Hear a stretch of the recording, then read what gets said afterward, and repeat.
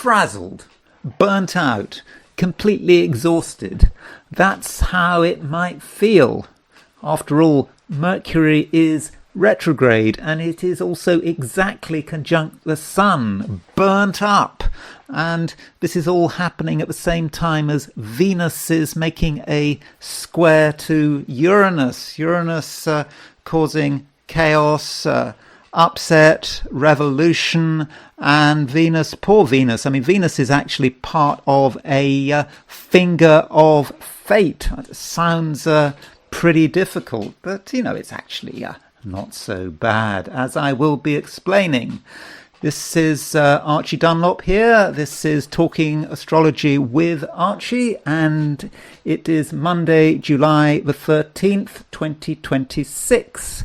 And in this video, I will be looking at the overall astrological picture, and I will certainly be considering the position and condition of Mercury, plus the fact that we've got this finger of fate, and we've also had a couple of deaths that I want to talk about. We've had Lindsey Graham, Senator Lindsey Graham. He's just died. I want to talk about him. And then a few days ago, last week, we had the British former politician Ann Widdecombe being murdered in her own house. So yeah, it's a lot to talk about there. So let's start off by looking at the astrology for today. So here is a chart set for noon on Monday, July the 13th, 2026, New York time. So you can see that the moon is at the beginning of Cancer. By the way, don't forget to like and subscribe if appropriate. So the Sun is at 10 degrees Cancer, and the Moon is Sun is at 21 degrees Cancer, Moon is at 10 degrees Cancer. So the Moon is approaching a conjunction of the Sun. So tomorrow, on July the 14th, if you're in France, that is Bastille Day. There is a new moon, and so we're feeling it now. And the new moon, of course, when you have a new moon, that is the beginning of a new lunar cycle, something to perhaps to be excited about. But right now, Monday, it's really is the end of an old lunar cycle. Something is really finishing up, and that might be how some of us feel. And it kind of goes without saying that now is probably not a good time to be starting sort of new projects. I mean, anything could happen with these new projects, because if you start a new project now, you're kind of starting this project at the end of a sort of a dying cycle, which is not really what you want to do. Yeah, especially as Mercury is going retrograde. And aside from this, which is the beginning of the new moon period, we have Venus under a certain amount of pressure. So here is Venus in Virgo. It's recently made a conjunction with the South Node, and I talked about that not so long ago. So Venus conjunct the South Node. I mean, there are different ways of looking at it. It may be, if you take the view that Venus is the planet of relationships, then maybe there are certain people that we should be moving away from. Or if Venus is regarded as being a planet connected with money, maybe Venus conjunct the South Node is just being overly concerned about money. So there are some possibilities about how Venus conjunct the South Node might work. But additionally, Venus is making a square to Uranus. So Venus square Uranus, okay, it might be quite an exciting aspect. Things can happen. People can do things we weren't expecting. So, like the old Chinese curse, may you live in interesting times. So, we don't want things to be too much, the same. One day is the same as another day. People behave as expected. We need some variety in every now and then. And so, yeah, we might find that people are doing things that we hadn't necessarily counted on. And so that could be fortunate. That might be about a pleasant surprise, but it could also be about someone doing something that we hadn't really considered. Venus in Virgo likes a certain amount of regularity, and so Venus in Virgo square Uranus in Gemini. You can see how the upset might happen. Now, it might be about relationships, it might be about how someone else is behaving, but Venus is also a planet connected with money, so that could be about a financial surprise, maybe not a pleasant surprise, but we mustn't overreact. So if we get some financial news that seems disturbing, we should kind of find out what's going on, and it's important not to jump to conclusions. Venus can also be about art, and so Venus square Uranus might give us the opportunity to create something sort of wild and weird and wonderful and futuristic, and something that might even be rather shocking. And so if we want to shock people, perhaps through our art, then that might be something that we could do. And this Venus is also part of a finger of fate. So a finger of fate is when you've got two quincunxes. So a quincunx is an 150-degree aspect. And Venus today is making a quincunx to Pluto. It's also making a quincunx to Neptune. And Neptune and Pluto are making a sextile to one another. And when you've got a sextile and two quincunxes, this is a finger of fate. Well, it's sometimes called a yod. I think people like to call it a finger of fate rather than a yod, because finger of fate sounds kind of a bit more dramatic. And so the power of Neptune and Pluto is really starting to manifest. And Neptune and Pluto have been in sextile aspect for ages, just ages and ages. Certainly since the 1950s, and so all of us probably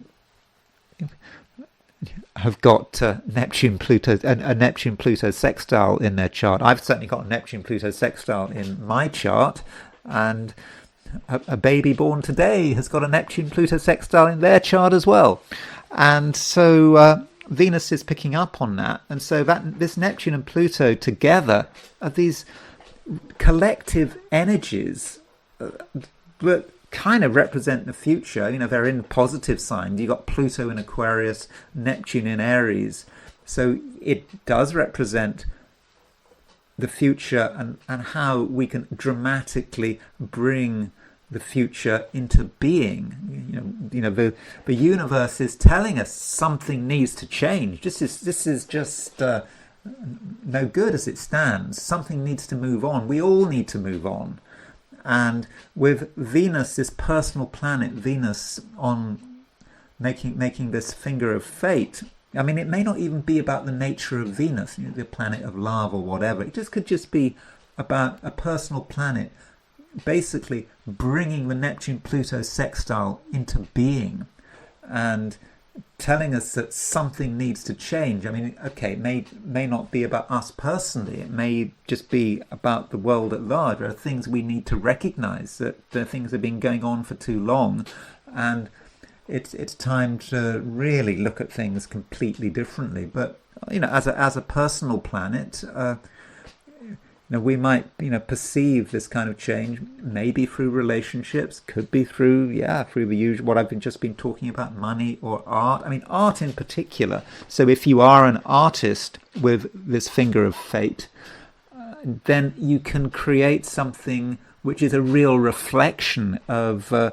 what is going on in the universe. You can create it through the written word, through painting, whatever. And you don't worry about AI. You might think, AI has kind of made art redundant, but AI is not going to be able to pick up the power of this Neptune-Pluto sextile like today. It's not going to help.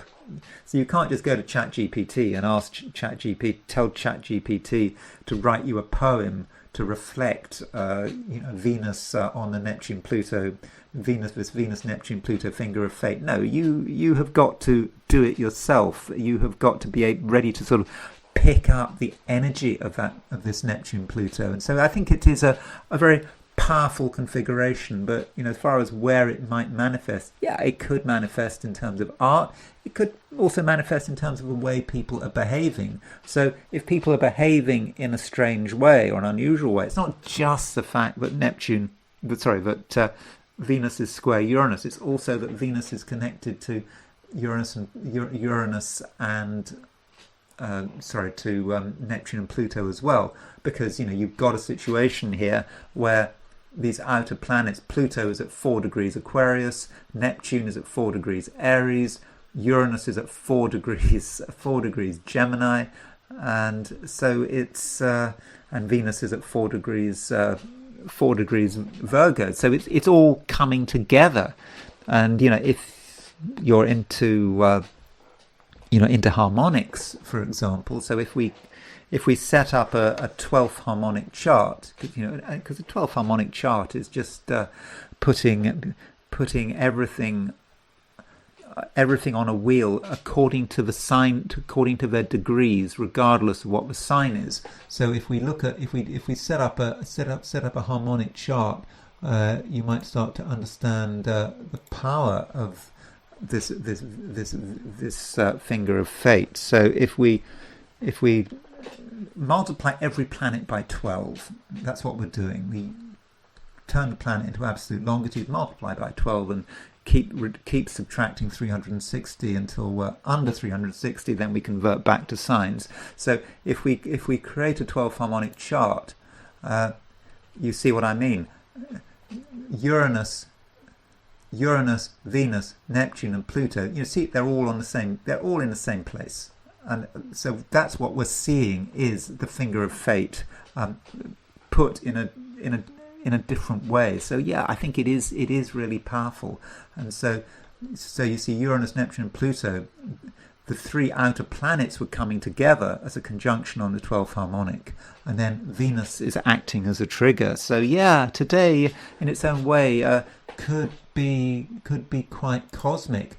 Now, as far as the Sun-Mercury conjunction, the fact that Mercury is completely combust and it's Cazimi combust, I'll talk about that in a moment. But just firstly, I just want to just quickly look at the chart if we set it for Sydney, Australia, because people do watch this video from Australia and New Zealand and East Asia, and the time zones are very different, or can be very different. And so if you are in Australia or New Zealand, I mean the difference is, well, the moon is much earlier in the sign, and so if you are in Australia or New Zealand, you'll find that the beginning of the day, the moon is actually in late Gemini. So if you're up early, not even that early, the moon right at the end of Gemini, it might just feel that nothing much is going on. But don't worry, the moon will go into Cancer. Certainly by the late morning, even if you're in New Zealand, and that would of course be the run up to the new moon. And then there is the heliocentric view, putting the sun at the center of the solar system. So here is the heliocentric chart. So we know that the sun is conjunct Mercury. And so when the sun is conjunct Mercury, it also means that the Earth is conjunct Mercury. And it being a heliocentric chart, we can see the Earth. So we've got Earth, there's Earth making the conjunction to Mercury. And we also have the Venus-Mars opposition. That Venus-Mars opposition, I mean, I've been talking about it quite a lot. And it can be about disagreement, people just being on a different wavelength. I mean, it's starting to separate now. I mean, it's 5 degrees apart. So I think that it is losing some of its strength. So maybe we don't have to worry about it so much. And of course, we've also got a heliocentric Jupiter-Pluto opposition, and of course, geocentrically, we've also got Jupiter and Pluto starting to make an opposition, and with Jupiter-Pluto opposition, we're just not satisfied with the way things are, and just many of us just want things to be better. And so now let me turn to the Sun-Mercury conjunction.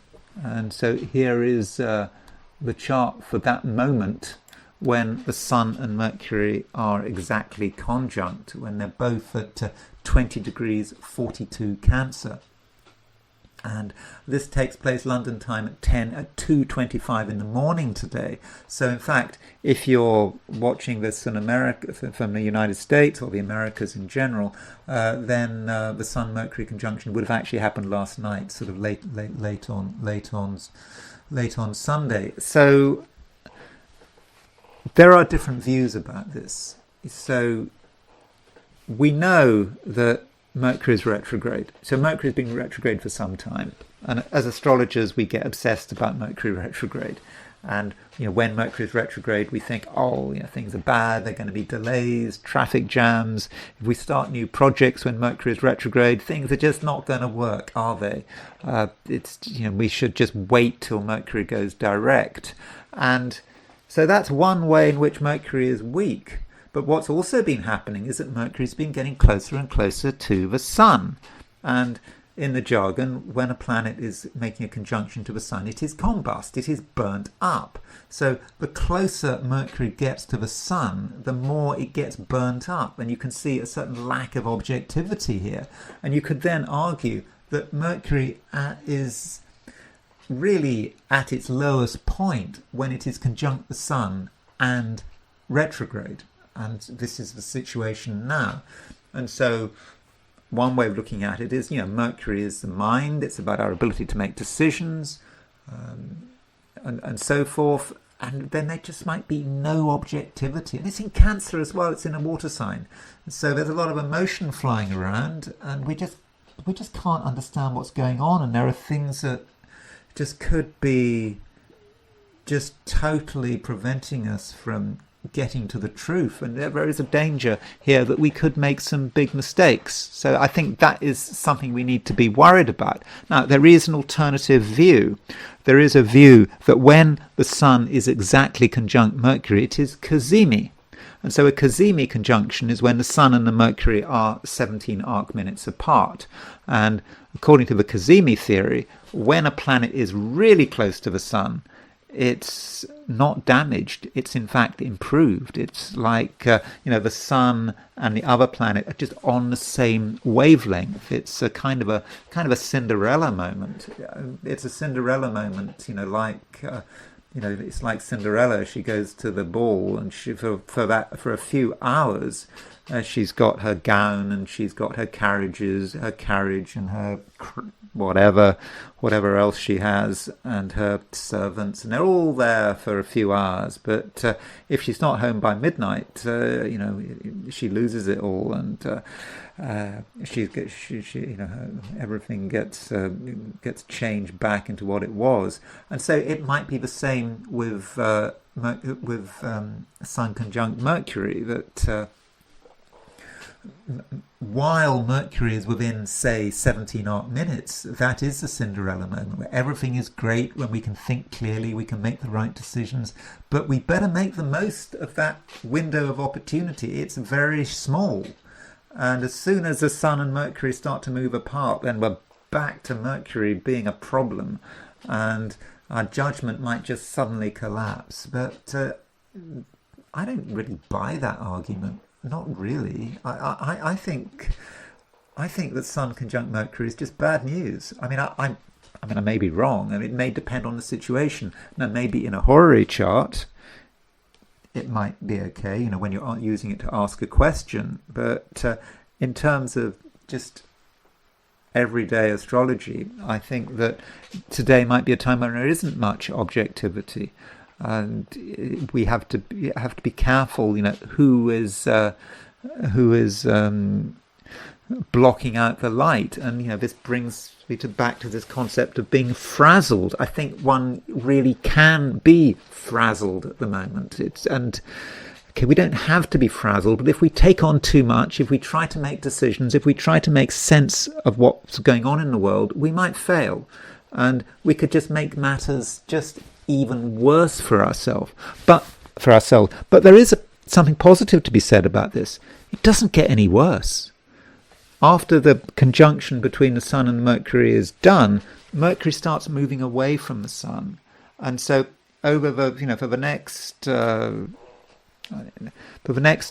couple few weeks, the position of Mercury is going to get better and better. And additionally, when Mercury moves into the central part of Cancer, when it goes back, because it's now at 2042, when it goes to 20 degrees Cancer, it moves into a decanate, the central 10 degrees of Cancer, which is ruled by Mercury itself. So suddenly Mercury is going to gain new strength, and that's going to happen really soon. So it doesn't get any worse than this. And in terms of our ability to make sense of things, to make decisions, things are improving. It's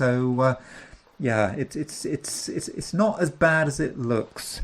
And now I want to look at two people who have died recently. And that's the great thing about doing chapters for videos. If you're not interested in politics or Lindsey Graham or Ann Widdecombe, you don't have to watch this part of the video. You can just skip to the next section where I'll be looking at the 12 signs. So let's start with Lindsey Graham.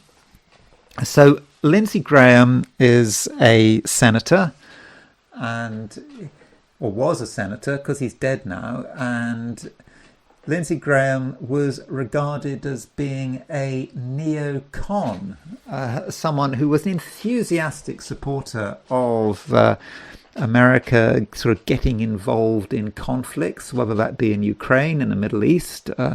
Yes, an enthusiastic supporter of Israel. And I don't really want to give any opinions here. I'm sure if you've heard of Lindsey Graham, you'll have your own opinions about Lindsey Graham. One thing about Lindsey Graham, by the way, he was given a very high rating by a group called the I think it was a group connected with welfare of animals. He was an advocate for a bill preventing the slaughter of horses for human consumption. So that sounds quite worthy. So from a perspective of animal rights, I haven't really looked into it in great detail, but apparently he had quite a good rating. But he's certainly associated with America's adventurous policies in the Middle East and in Ukraine. I think he'd just come back from Kiev, and he just had a heart attack as soon as he came back. And so this is a big change. And the question is how important is it? So here is Lindsey Graham's chart. I don't have a time of birth for Lindsey Graham. Maybe I should have looked harder, but he's just had a birthday. So he has just turned 71, so it wasn't a very good birthday. Well, I don't know, he might have had a good birthday, but he only survived 2 days into his 72nd year. And so as far as Lindsey Graham's chart is concerned, he is a Cancerian, and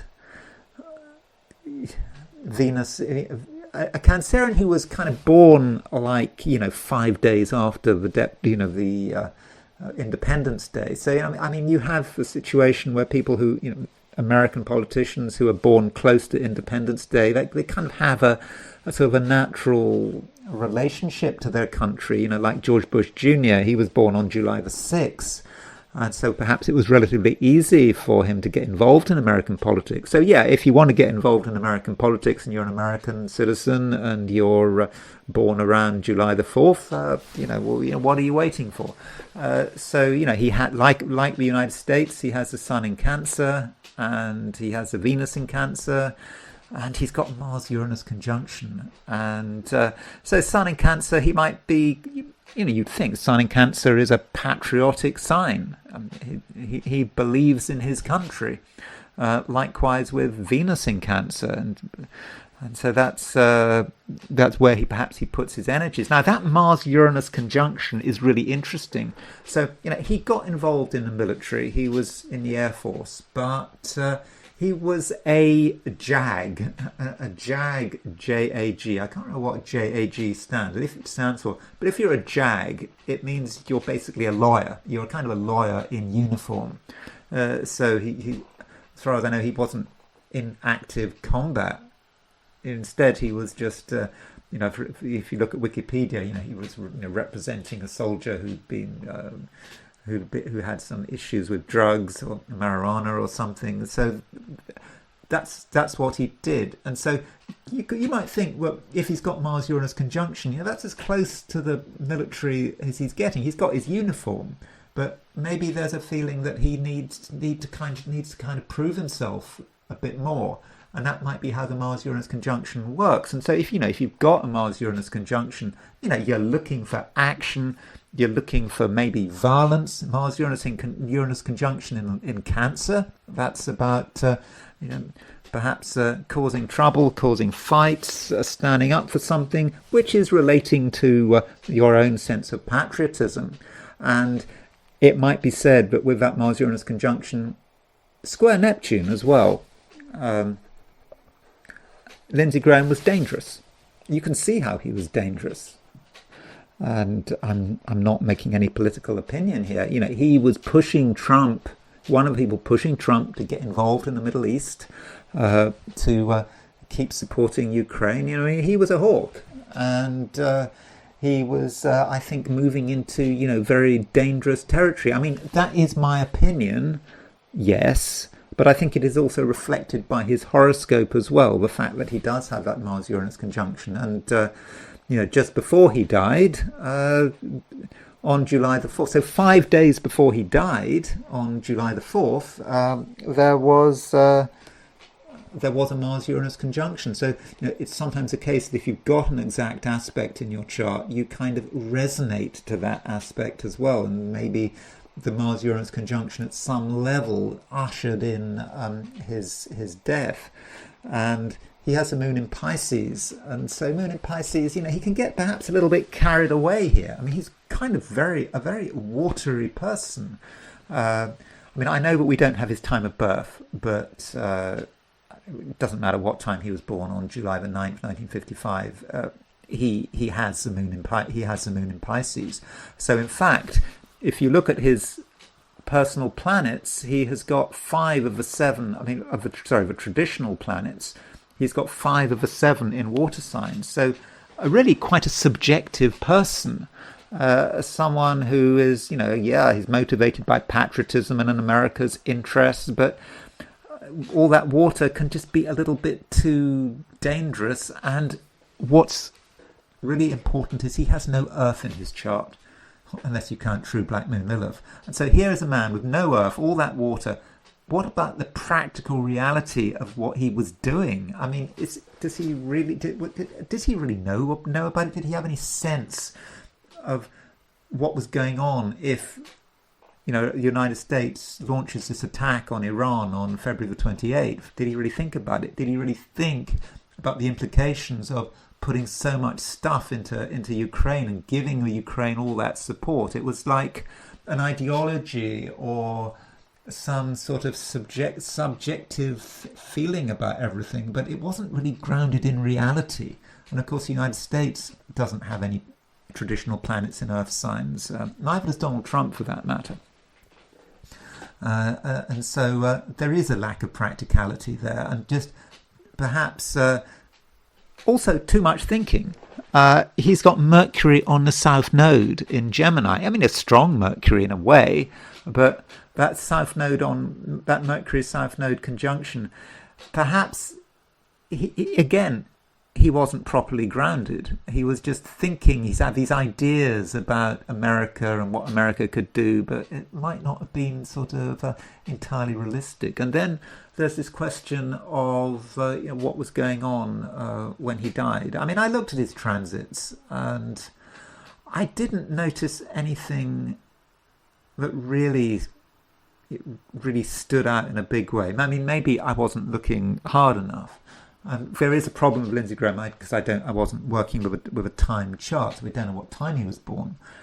But there are solar arc directions. So when you've got a solar arc direction, you have what you're doing is you are saying that you move a planet 1 degree for every year of life. So if you want to know someone's solar arc directions, he's just turned 71, so you would approximately move every planet in his chart 71 degrees. And so if we look at his solar arc directions, so here are his solar arc directions. So basically everything gets moved on 1 degree, and then if we see if there are any aspects. So his solar arc directed sun. So his sun started off at 16 degrees Capricorn, 16 degrees Cancer, and his solar arc directed sun is at 25 degrees Virgo. So 25 degrees of Virgo. That's the same, by the way, as his secondary progressed sun. So his sun has moved to 25 degrees Virgo, and it's kind of interesting that squares his nodal axis. So his north node is at 25 degrees Cancer, south node at 25 degrees Gemini, also his Mercury at south node. So his progressed sun hitting his nodes, it's like perhaps a point of destiny. And it was just challenging him, and maybe it was just saying at some level this was time to step off. Particularly if you believe in reincarnation, okay, he's gone as far as he can. He had his role to play, and did he play that role well? I don't know. That's up to you to decide or think. I mean, we all have our role to play, and maybe you could argue that if you're a politician, you don't really have any control at all. You're just an instrument of the cosmos. But as far as his nodes, sun hitting his nodes, sun square his Mercury, that was enough. Perhaps if he just carried on living, he would have been starting to move in the wrong direction, or he would have been sort of surplus to collective requirements. When you're a politician, when the collective no longer has any need for you, when it's time to move on, it sort of cuts the thread. It's not how it works. So that's Lindsey Graham's chart. There's also this question about the United States. I mean, what's going on for the United States? Is this relevant to the United States? Because what's his name? Mitch McConnell. I haven't really been following that story. He's in pretty bad shape, isn't he? And so these old-time senators, Mitch McConnell, Lindsey Graham, are sort of quitting. And so here is the horoscope of the United States, and it's set for 5:10 p.m. July the 4th, 1776. And if we put Lindsey Graham's death on the outer wheel, we can just see, what exactly is happening. So we know that it's a time when the United States is under, a huge amount of pressure. Mars is at 9 degrees Gemini. In a week's time or something like that, Mars will be on the United States' descendant. I mean, the United States is already kind of at war with Iran, and what's going to happen when Mars in a week's time is on the United States' descendant, and Uranus won't get there for some time. But this is kind of what is happening, and Mars is also moving towards the Mars-Uranus midpoint. And this is all happening at the time when Lindsey Graham is dying, or as he has dead. But what is kind of interesting is that Saturn is. It's all happening at the same time as Saturn is opposition Saturn. So Saturn, the strongest planet in the United States' chart, I would take the view, at 1448 Libra, exalted in Libra, a daytime planet in a daytime chart, so it's a very strong Saturn. And Saturn is opposition Saturn. And so this might say something about what's going on, that something is changing. Perhaps an attitude to government. It may say something. I mean, I know that the Congress is normally an 11th house thing, whereas the government itself is a 10th house. But still, I think Saturn opposition Saturn may say something about Lindsey Graham's death and what it means for the United States. And now I just want to turn to the UK. And I don't know whether you've been following the UK news. If you're not in the UK, you probably don't know about this. But there was a former politician, well, I think she still was involved in politics to some extent, Ann Widdecombe. And Ann Widdecombe, she was a minister in a Conservative government some decades ago, and she was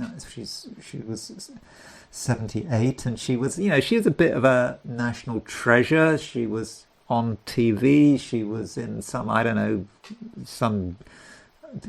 what was it called, Come Dancing or Strictly Come Dancing, and she would dance, and she was widely interviewed, and I think that even her political opponents started to find her as being relatively harmless. So, I mean, she did have some quite powerful right-wing views, although like Lindsey Graham, she had a soft spot for animals. I think that in spite of all her right-wing views, she was virulently opposed to hunting. She found hunting to be totally awful.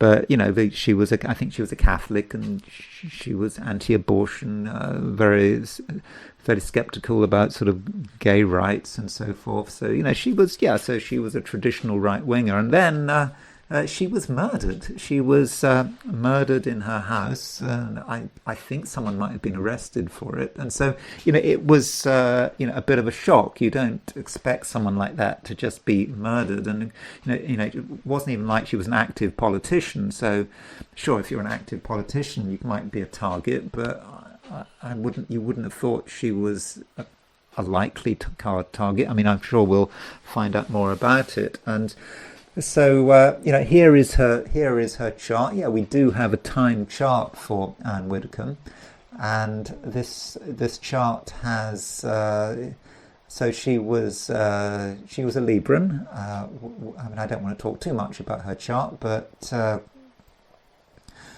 she had Venus rising, and she wasn't married. She didn't have any children, so I think she lived alone in this house in Devon. But she had Venus and Libra rising, so she was able to be quite sociable, and she was media friendly, and she had a Sun-Neptune conjunction. I mean, I don't know how the Sun-Neptune exact, fairly close Sun-Neptune conjunction. The Sun-Neptune conjunction, of course, may have said something about her interest in sort of television media. She's always got something to say. That's Neptune. Maybe that's the bright lights. I mean, a Sun-Neptune can also be about her religious views. I mean, clearly she was a very religious person, and what she believed in religiously had an impact on her political beliefs. And she had Mars, Pluto, Saturn in the 10th house, apparently sort of enjoying the attention.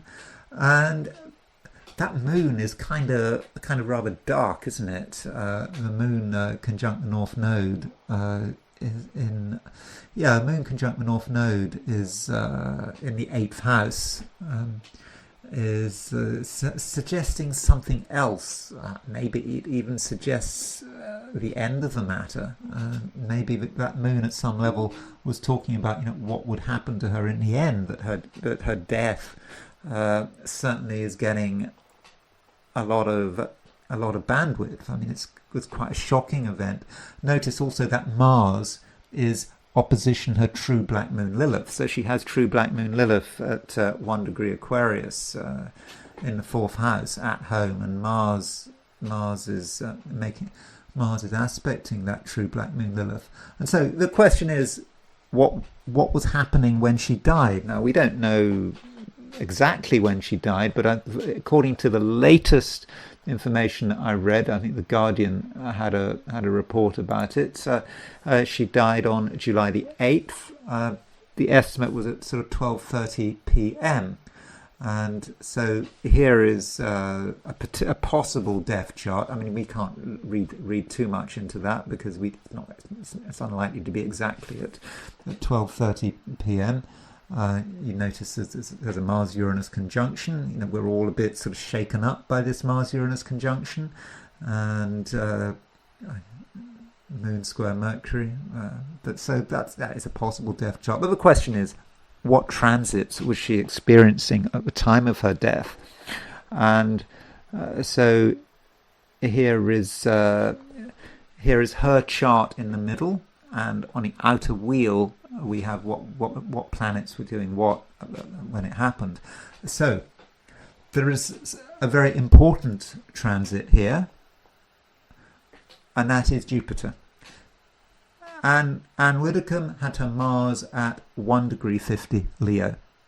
Jupiter was at 1 degree 47 Leo when she was murdered. In other words, Jupiter was exactly conjunct her Mars when she died. That is really important. There is a view, perhaps when one is new to astrology, thinking that Jupiter transits are always good. This is clearly an example of it not being a good transit. It definitely led to her death, and this might almost say something about who killed her, because she has Libra rising.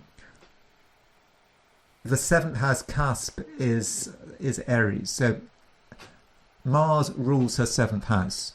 She's got a fairly prominent Mars in the 10th house.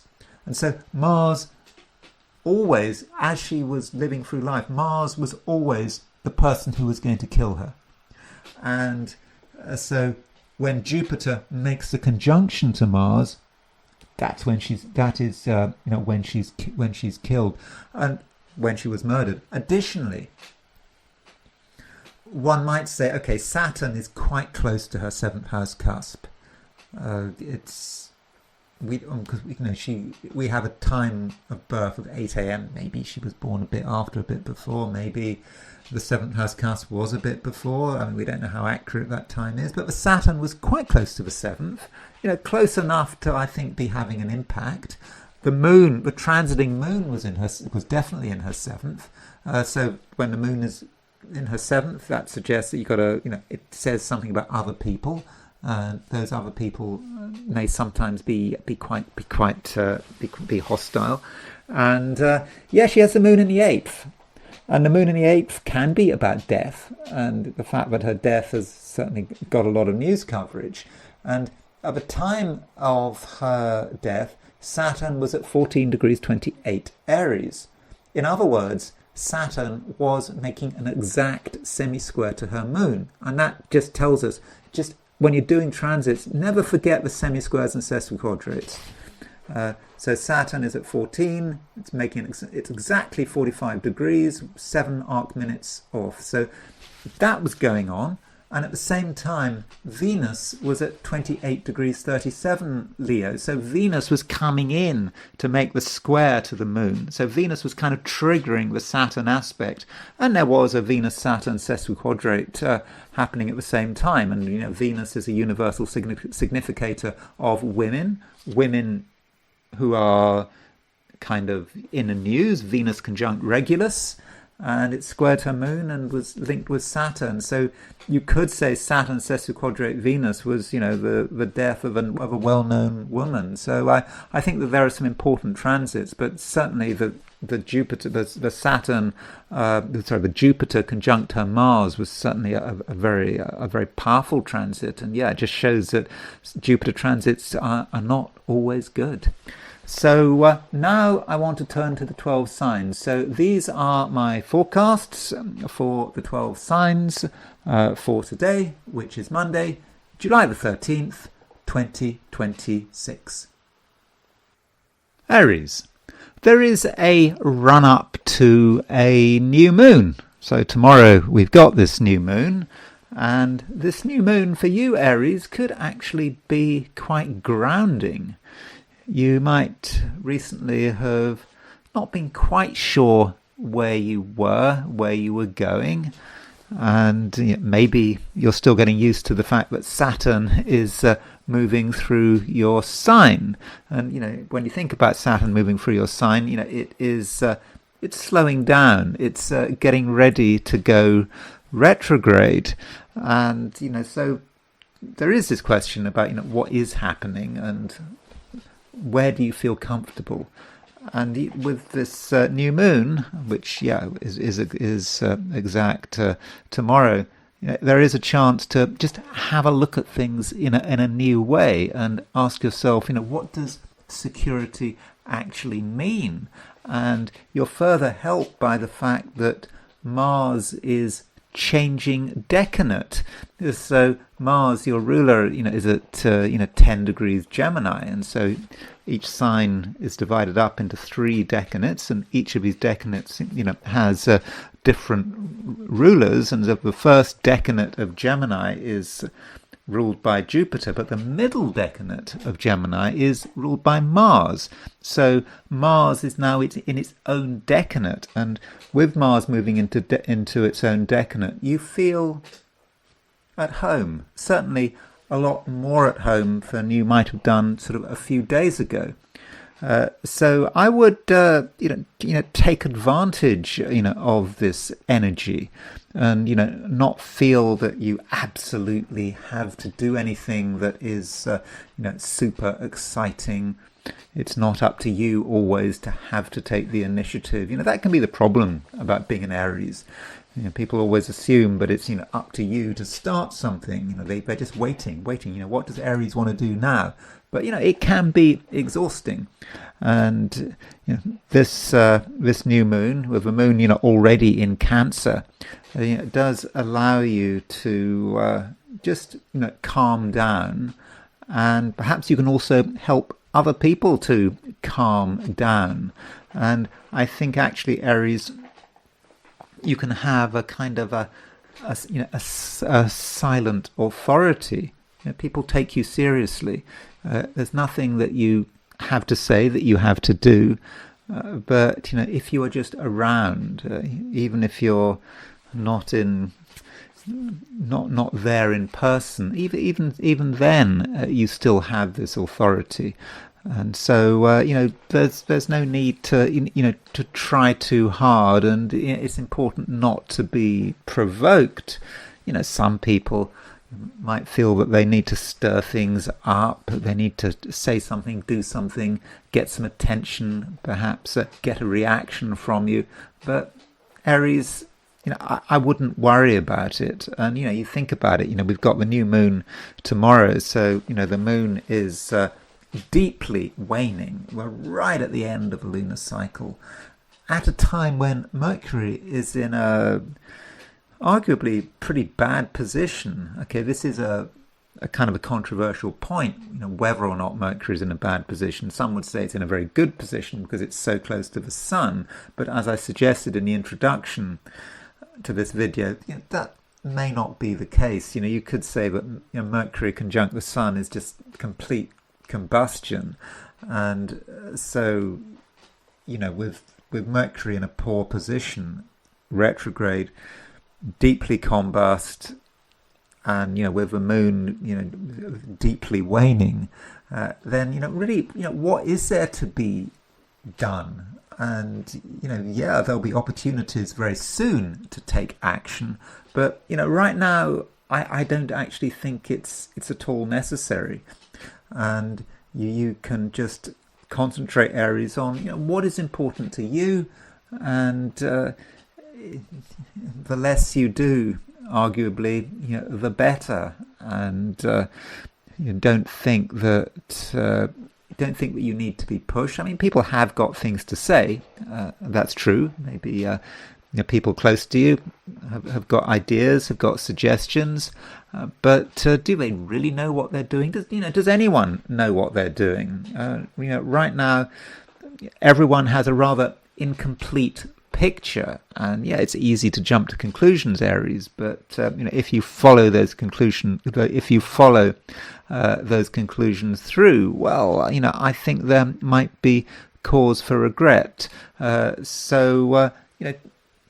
Do things your way. Remember that Mars is in a decanate that it has ownership of. Because, as I said at the beginning of this piece, Mars rules the central decanate of Gemini.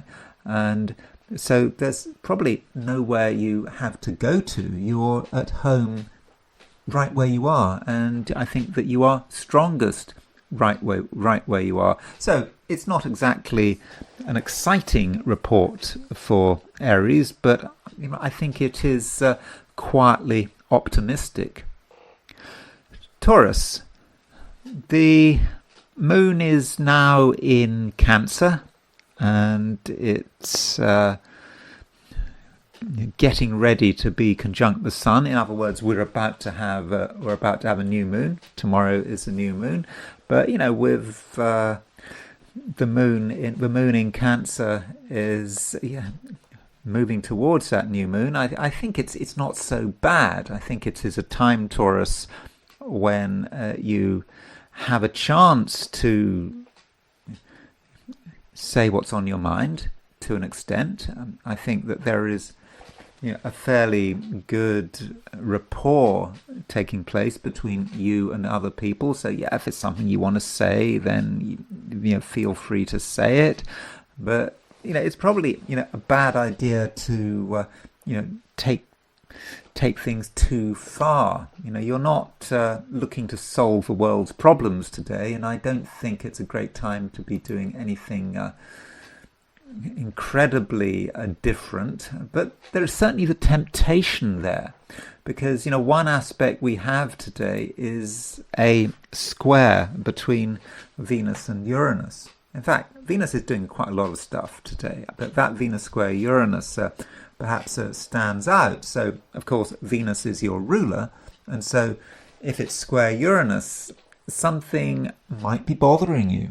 You kind of think that you've got most things sorted out, but then something crops up and you're wondering, what is it all about?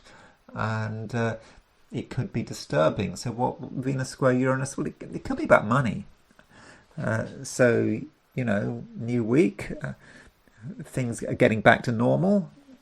People are thinking about the material side of things, and just, something perhaps turns up that you weren't expecting that could have financial implications. And the important point is not to jump to conclusions. I mean, you might hear something that seems dramatic on the surface, and you might feel you have to do something, but if you reflect on the matter, you'll perhaps realize that it's not an emergency situation, that it's not pressing, and in fact, if you think about it hard enough, it might be something that you kind of already know. And so it's important not to panic, and if there is any panic, perhaps not your panic, perhaps other people's panic, I think that you're able to bring a sort of a quiet authority to proceedings. You can put things in perspective, and if other people are confused, I think that you can come over as being someone who is quite responsible, and you can create a certain order, but it's not just an order that is restrictive. I mean, I think maybe you can just focus yourself and other people on the things that work and on the things that feel good, things that feel good, that people can enjoy without having to worry too much about money. You don't want anything to depend on money, and the important things don't depend on money. At least right now they don't. And if you're just doing something that you enjoy, that I think is good enough. Now, we do have, aside from Venus square Uranus, another configuration which is kind of interesting. So Neptune is Neptune is sextile Pluto. Well, what's new? I mean, Neptune has been sextile Pluto on and off since the 1950s. And so this Neptune sextile Pluto is picked up by Venus. Of course, Venus is your ruler. So what's happening is that Venus is making an 150-degree aspect to Neptune. It's also making an 150-degree aspect to Pluto. Now, in the jargon, that configuration, which is two quincunxes and a sextile, in the jargon, it's, I think, sometimes called a yod, but if you want to be dramatic about it, you can call it a finger of fate. So there is Venus on one side of this sextile between Neptune and Pluto. So Venus is, if you like, the finger, the finger of fate. I mean, do you feel fated? Do you feel that there are forces beyond your control which are moving you somewhere? And those forces beyond your control are sort of Neptune and Pluto. So Neptune and Pluto, which, chances are you were born with a sextile between Neptune and Pluto in your horoscope, and so it's an energy that all of us, I think, are very familiar with. But it's Neptune and Pluto, these outer planets. It's quite sort of crazy and cosmic, and we're being sort of moved in a particular direction that we don't entirely understand. But with Venus making the quincunx between those two planets, that is the finger of fate. And if we're honest and we're sort of open, we might kind of realize that we're being pushed in a particular direction. It's almost like the cosmos has got ideas that we need to keep moving, and we need to be open to that possibility. And it may go beyond space and time. I mean, it may go beyond our current incarnation, where perhaps we can see where we're going to next. And it also links up with the fact that Uranus is square Venus. So in fact, we've got this situation now where Pluto is at 4 degrees Aquarius, Neptune is at 4 degrees Aries, Uranus is at 4 degrees Gemini, and all three planets are hitting Venus. So you're really getting it. And I do think this is constructive.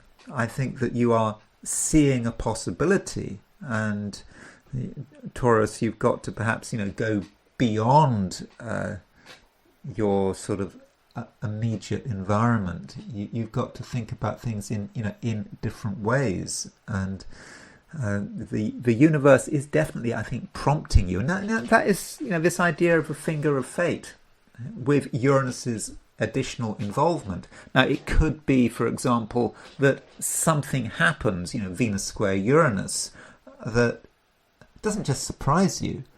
It gives you information. It tells you something. And it could be about money.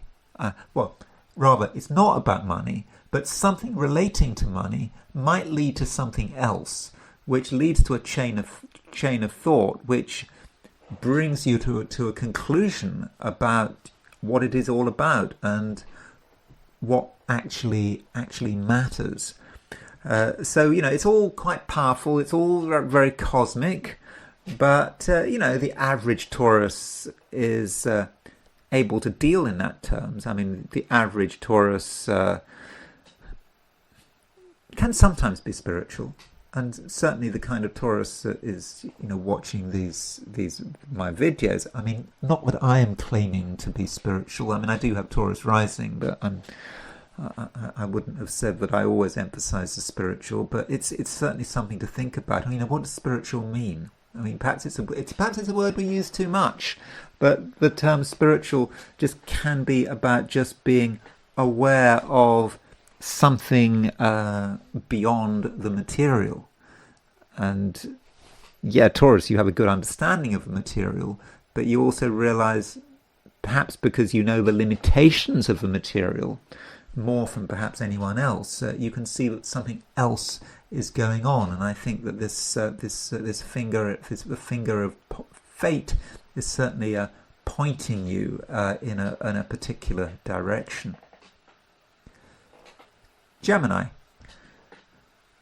The moon is now it's out of Gemini now for sure. Definitely in Cancer, and we have got the build up now to the new moon, and with all these planets in Cancer, it might well be the case that some Geminis are thinking about how much they have.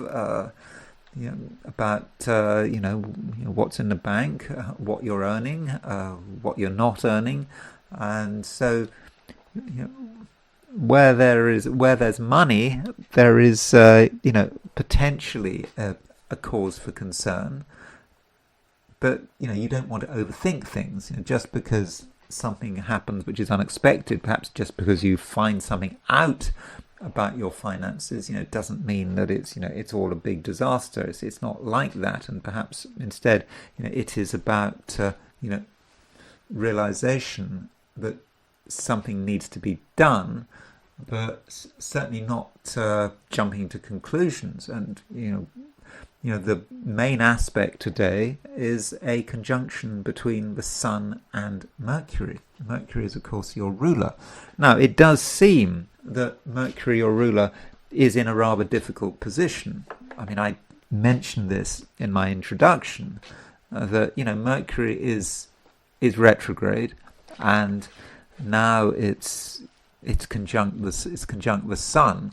The Mercury is combust, it's burnt up, and so with this conjunction to the Sun, it's possible that you can't see straight. You find it perhaps difficult to be objective.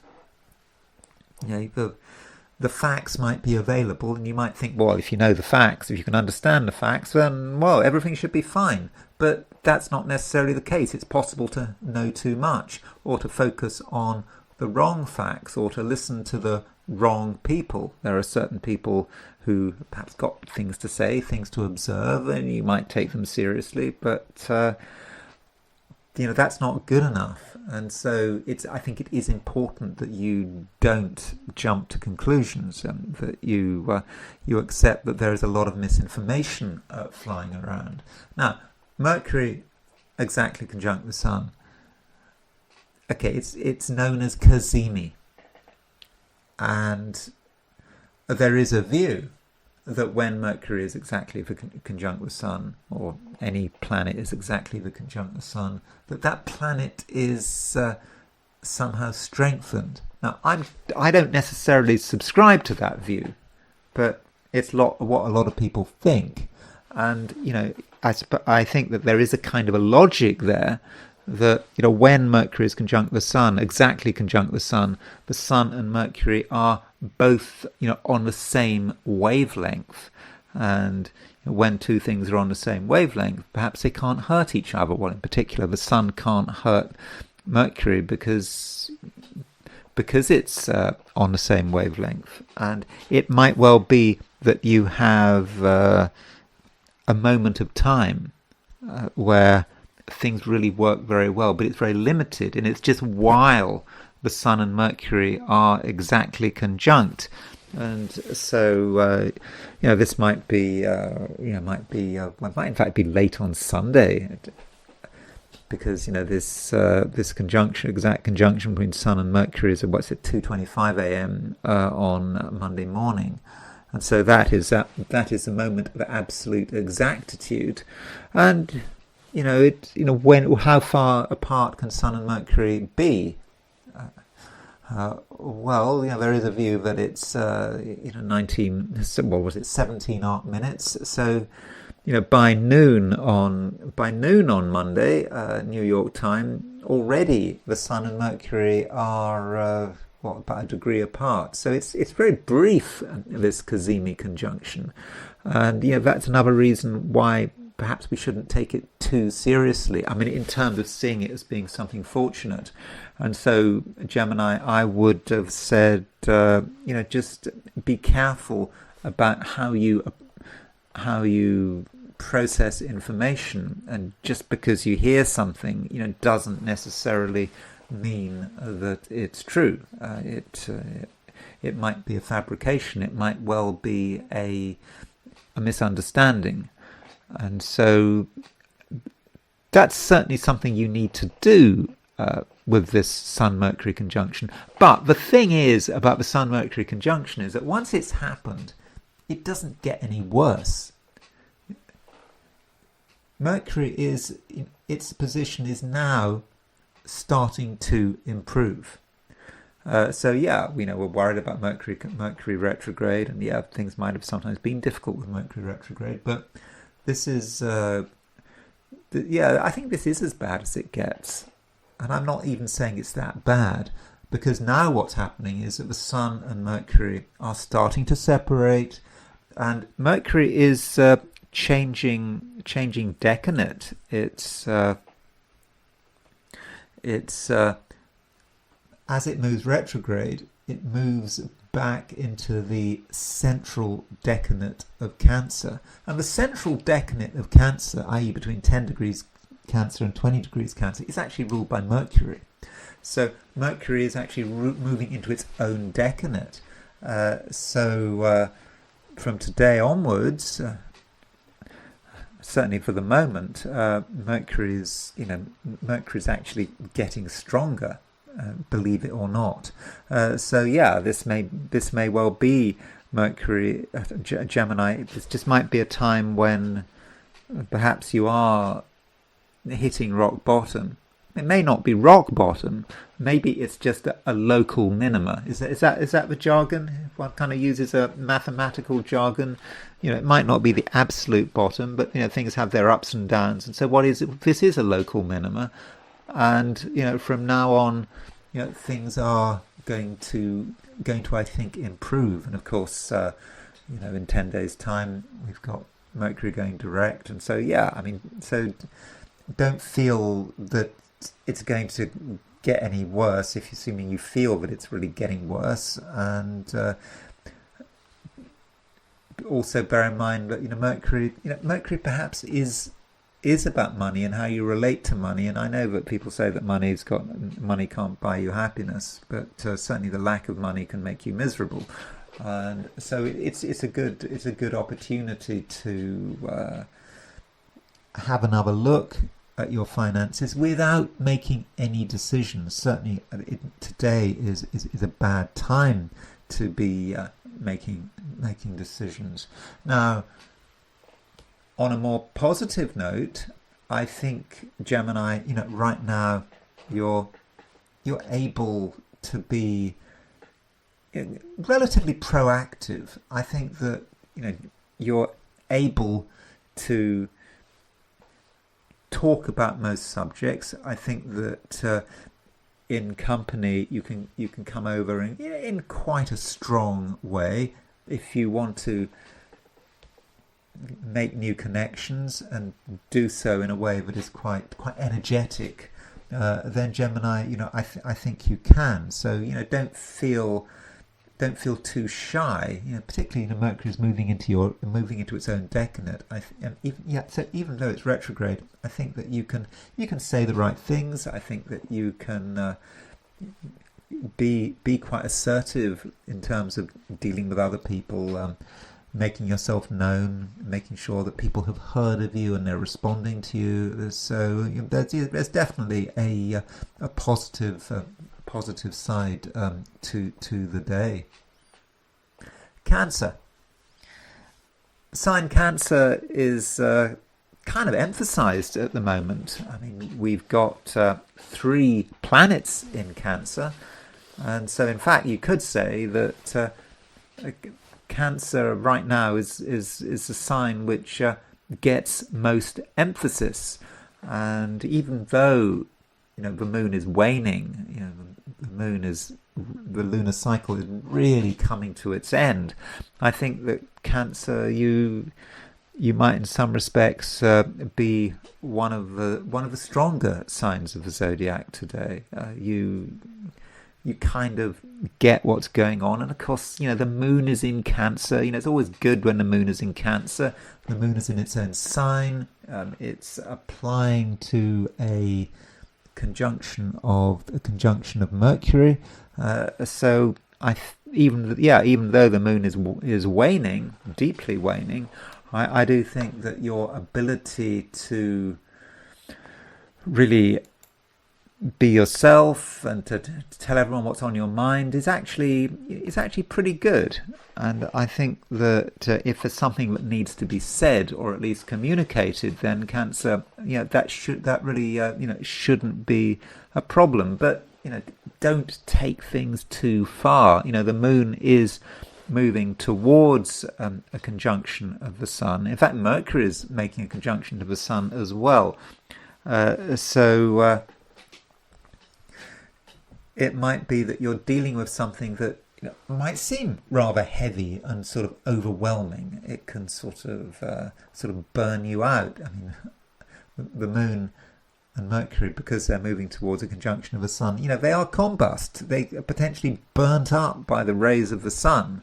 And at least that is one way of looking at things. And so be aware of your vulnerabilities. And it's not a good idea to take on too much, because it's right now you have got sort of limited amounts of energy, and also the moon is making a square to Neptune. In fact, it's making a square to Saturn as well. So that those two squares, they could be draining, but they could also be quite enlightening.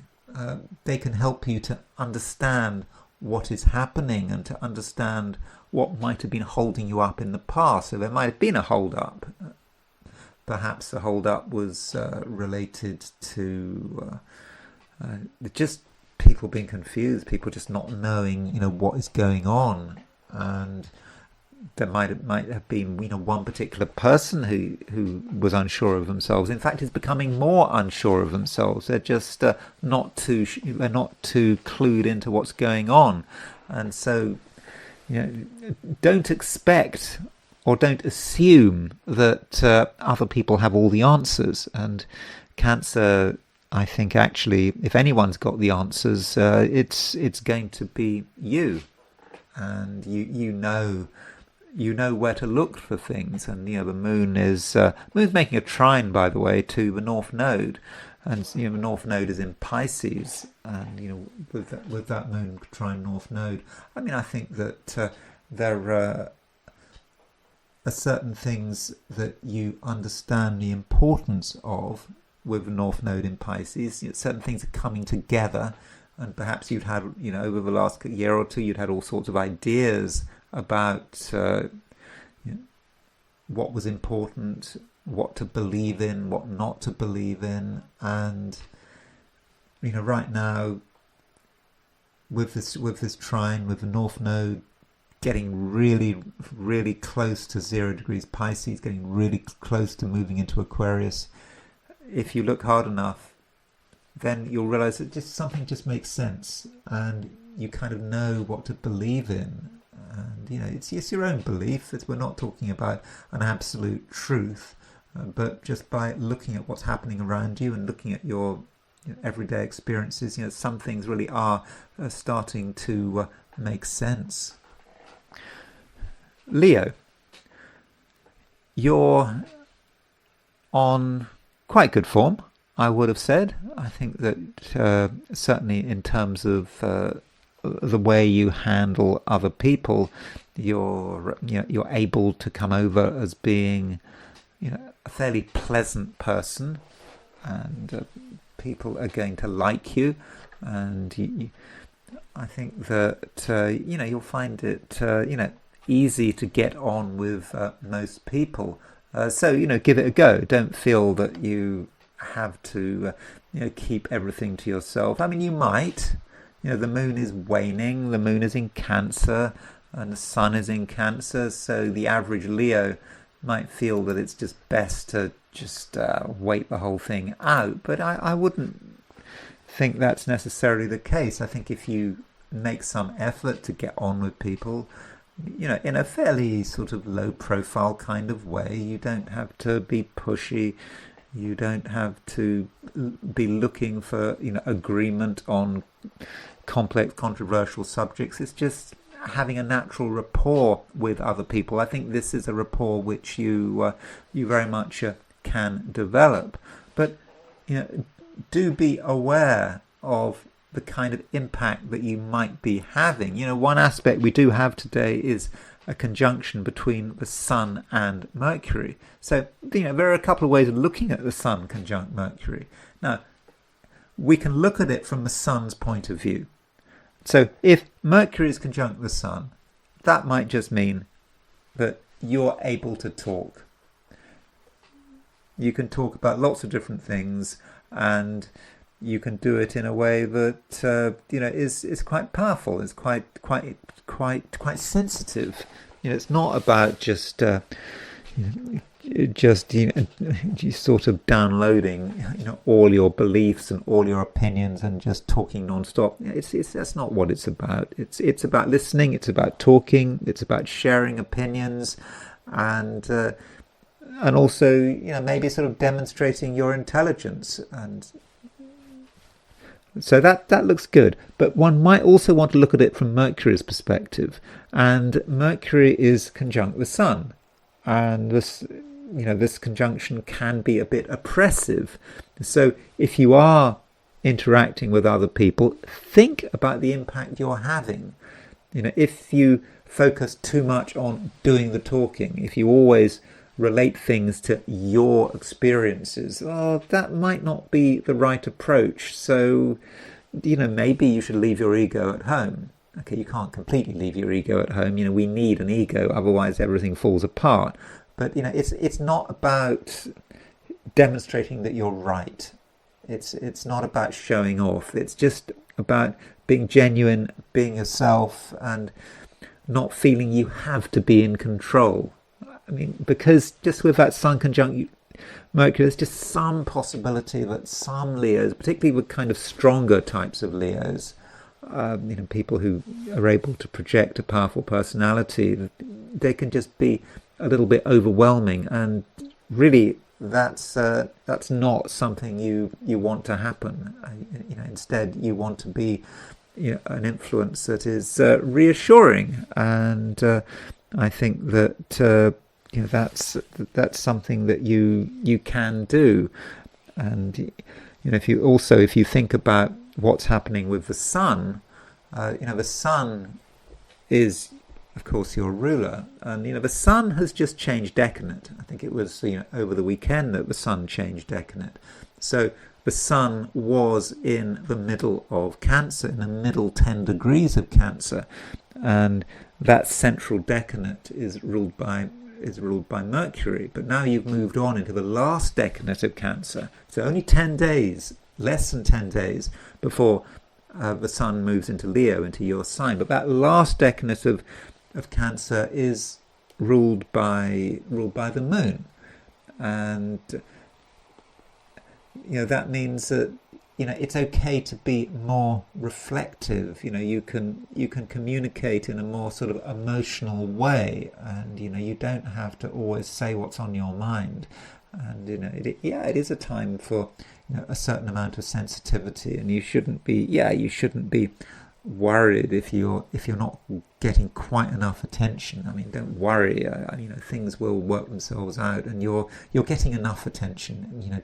Don't worry about it. Don't forget. Jupiter has moved into your sign, and it's not going away anytime soon. And don't worry. Jupiter will look after you. Virgo.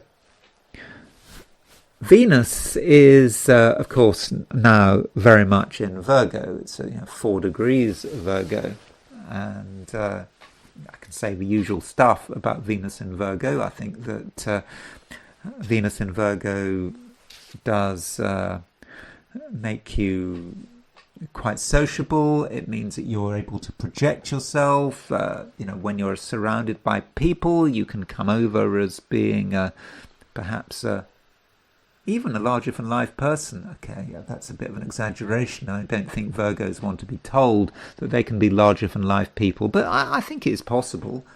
And I think that you can get things moving in a sort of a social sense. But there may be times when it just becomes a little bit too much.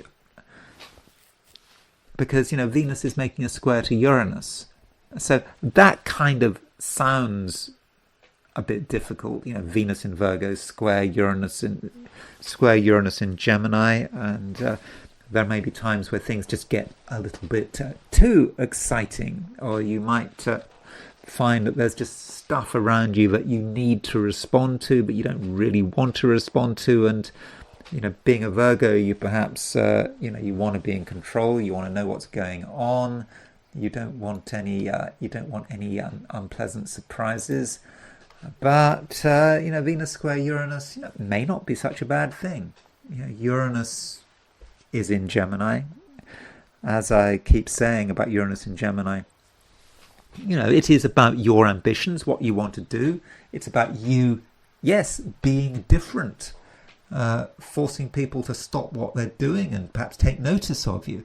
And with Venus square Uranus, your Venus, I've said that your Venus, of course, can be quite sociable, but Uranus encourages you to maybe take things in a different direction.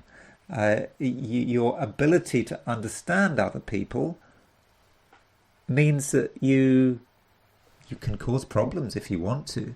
You can get people to just stop what they're doing and think again, and you can cause people to be worried and question some of their assumptions. And all this is good. You don't want too much stability. Stability in some respects, Virgo, at the moment. Instability in some respects at the moment can work in your favour. And just perhaps maybe, Virgo, you're in tune with something. Venus, while moving through your sign, is making a quincunx to Pluto. It's making a quincunx to Neptune. And so that means that we have a finger of fate. There's a finger of fate, Venus in Virgo. That's one side of the finger, and it's making quincunx to Pluto, quincunx to Neptune, and Neptune and Pluto are themselves in sextile with one another.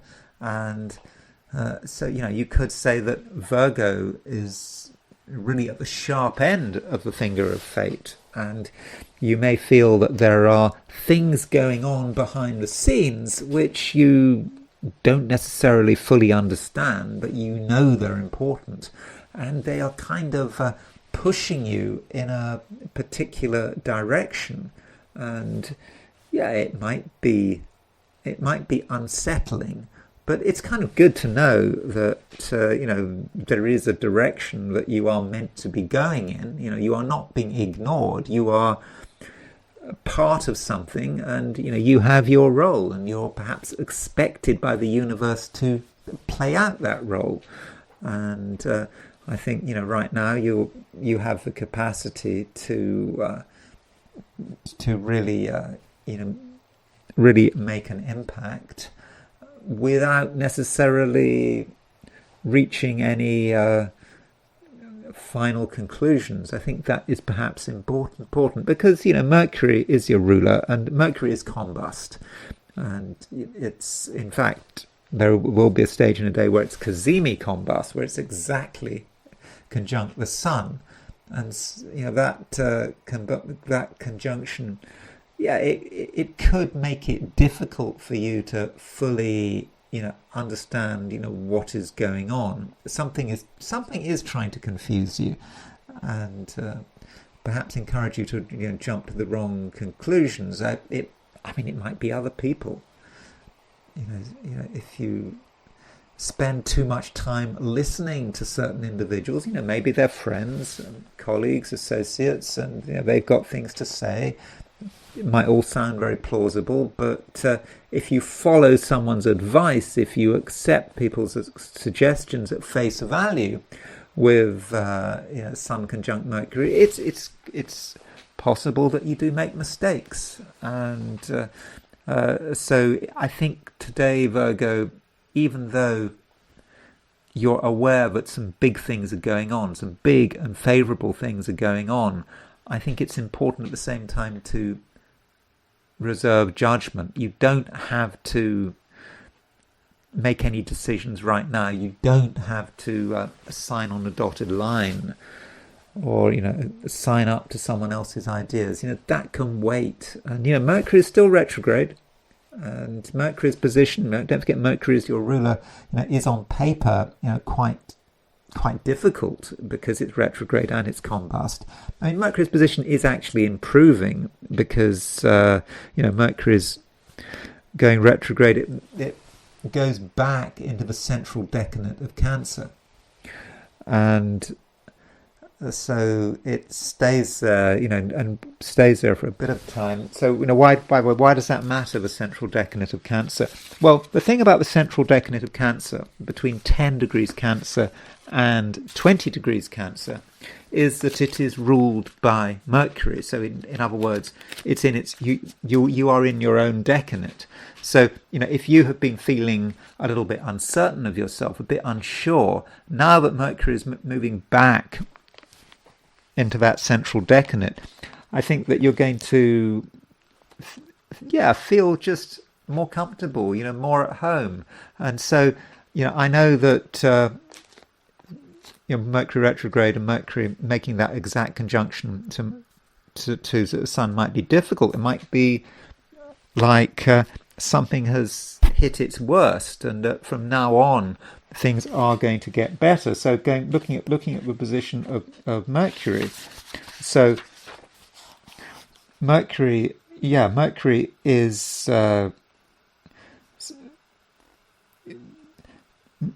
Mercury is let's see, where's Mercury? Sorry, Mercury goes retrograde, and it goes back as far as 16 degrees Cancer on.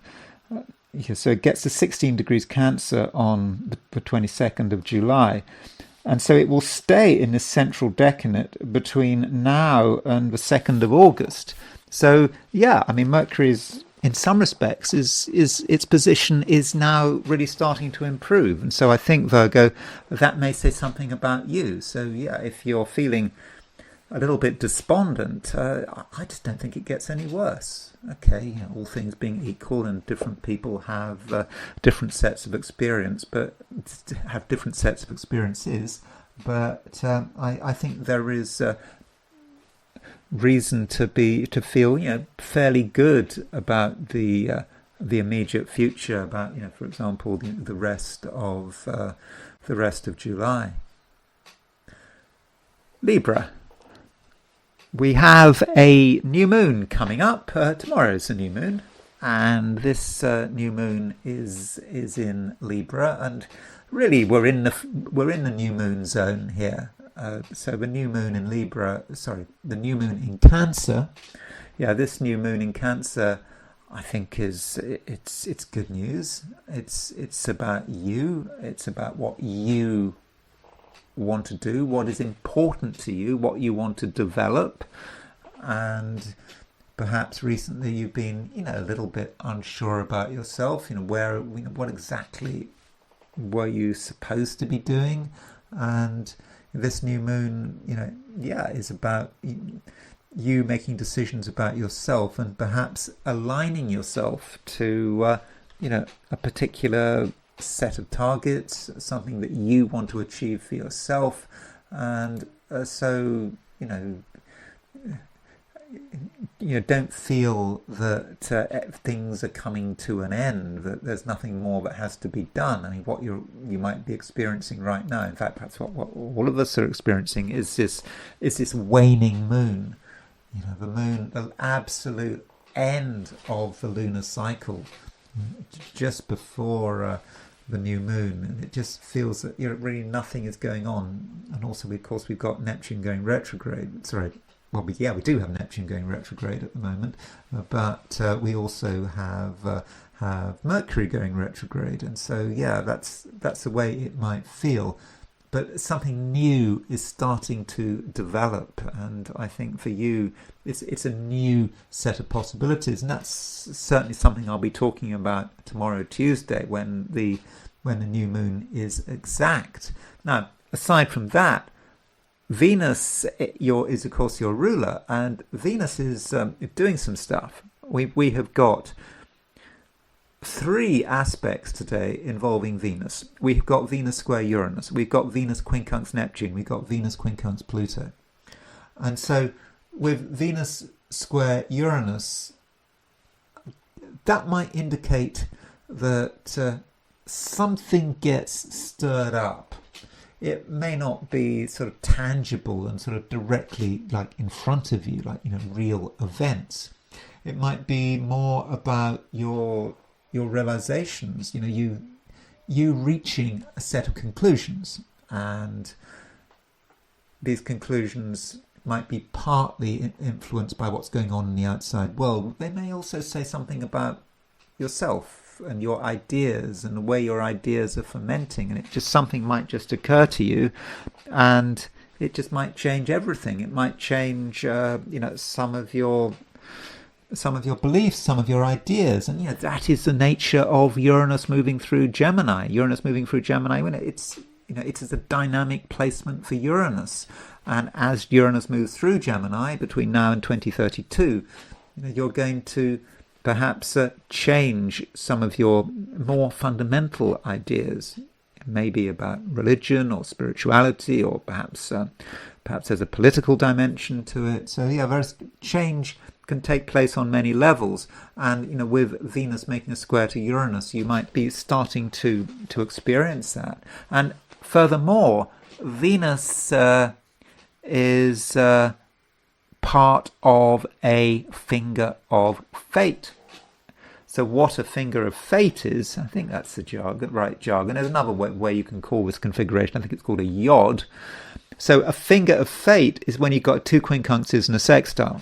So you've got Venus making a 150-degree aspect to Neptune. You've got Venus making an 150-degree aspect to Pluto. You've got Neptune and Pluto making a sextile.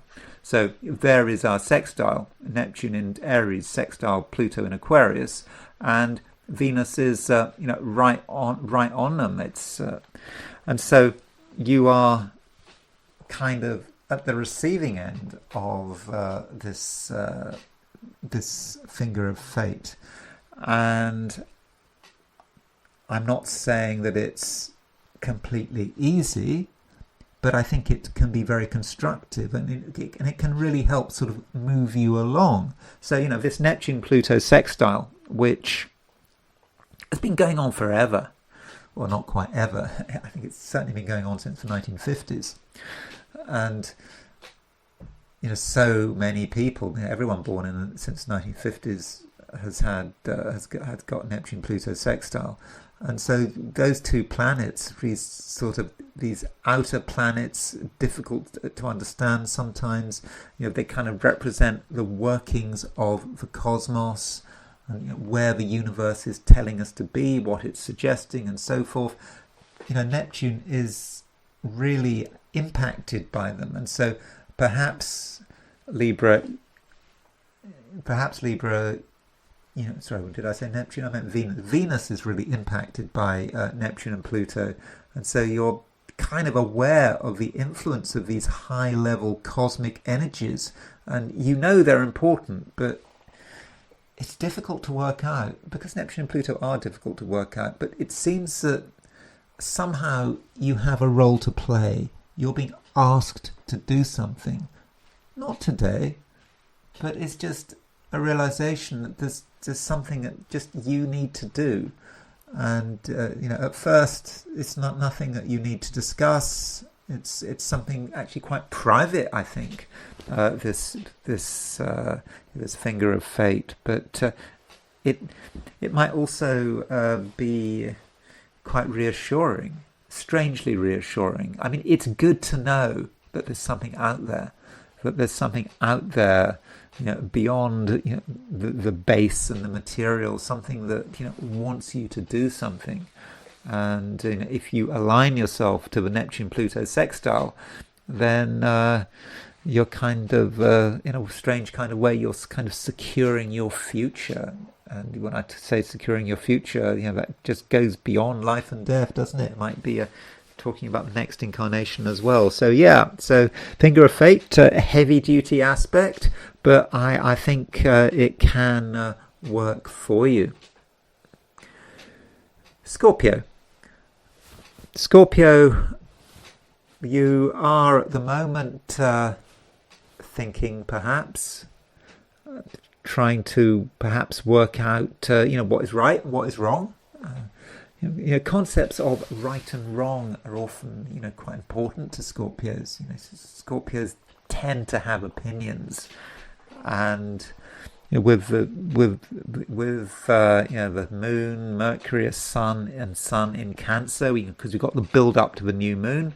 I think your awareness of the sort of moral issues is perhaps going to be stronger than usual. You kind of see how things are going, and perhaps get an idea about what should be done, and perhaps what your precise role is.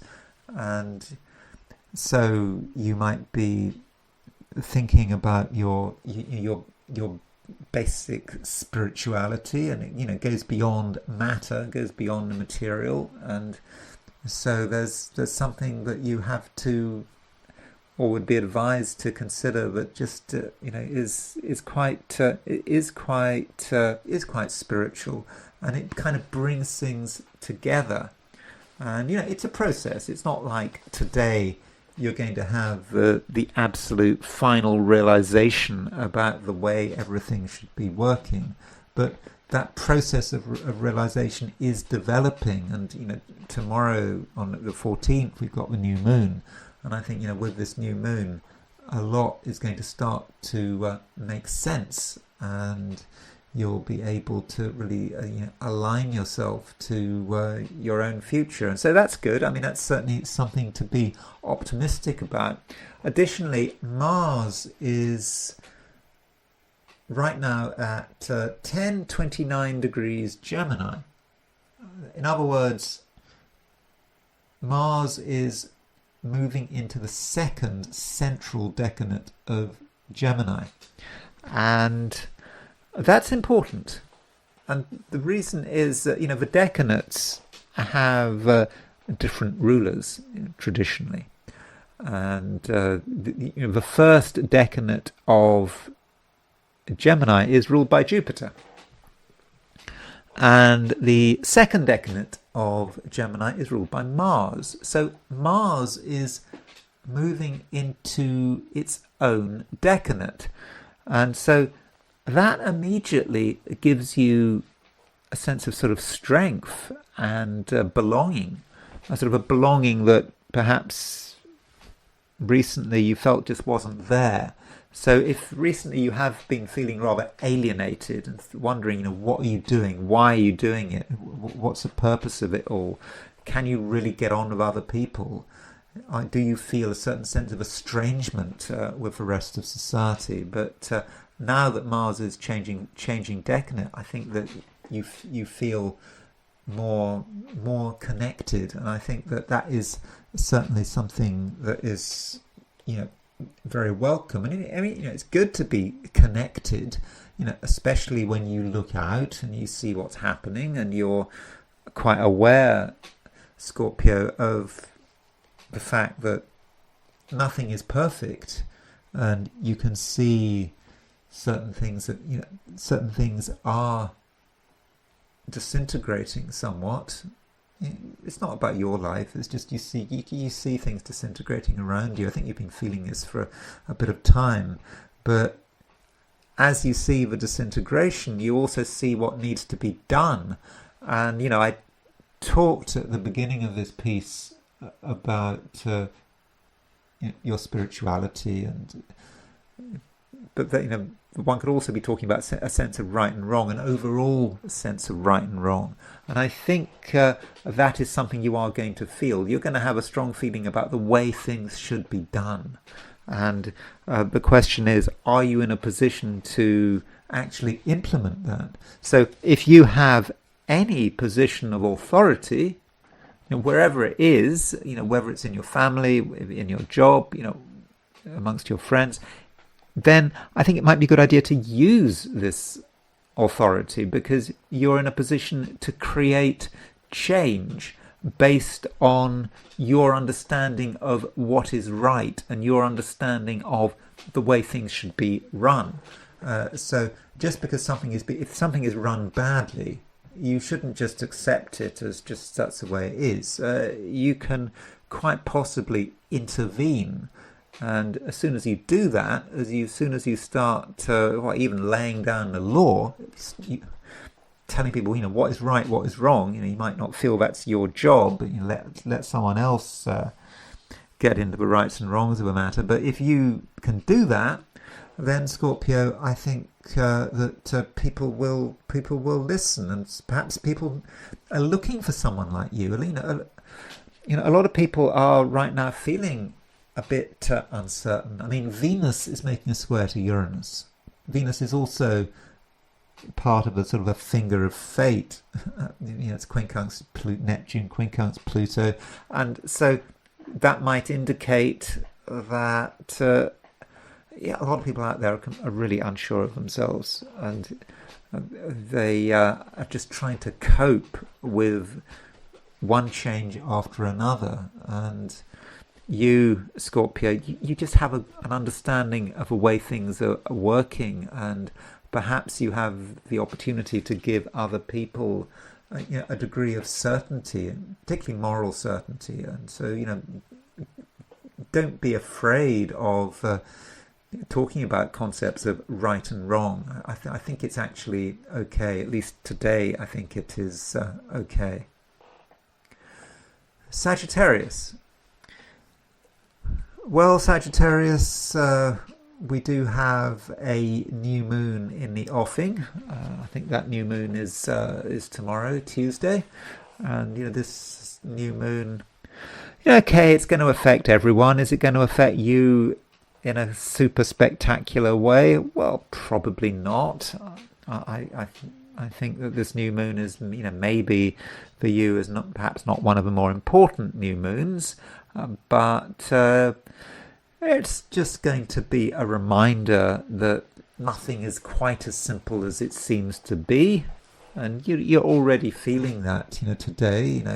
Today, the moon is waning. It's right at the end of a lunar cycle, and if things are perhaps starting to fray at the edges, and what appeared to be simple and straightforward may not be simple at all. There may be some, very real complications that have to be dealt with, have to be addressed, and it might be down to you to take the initiative.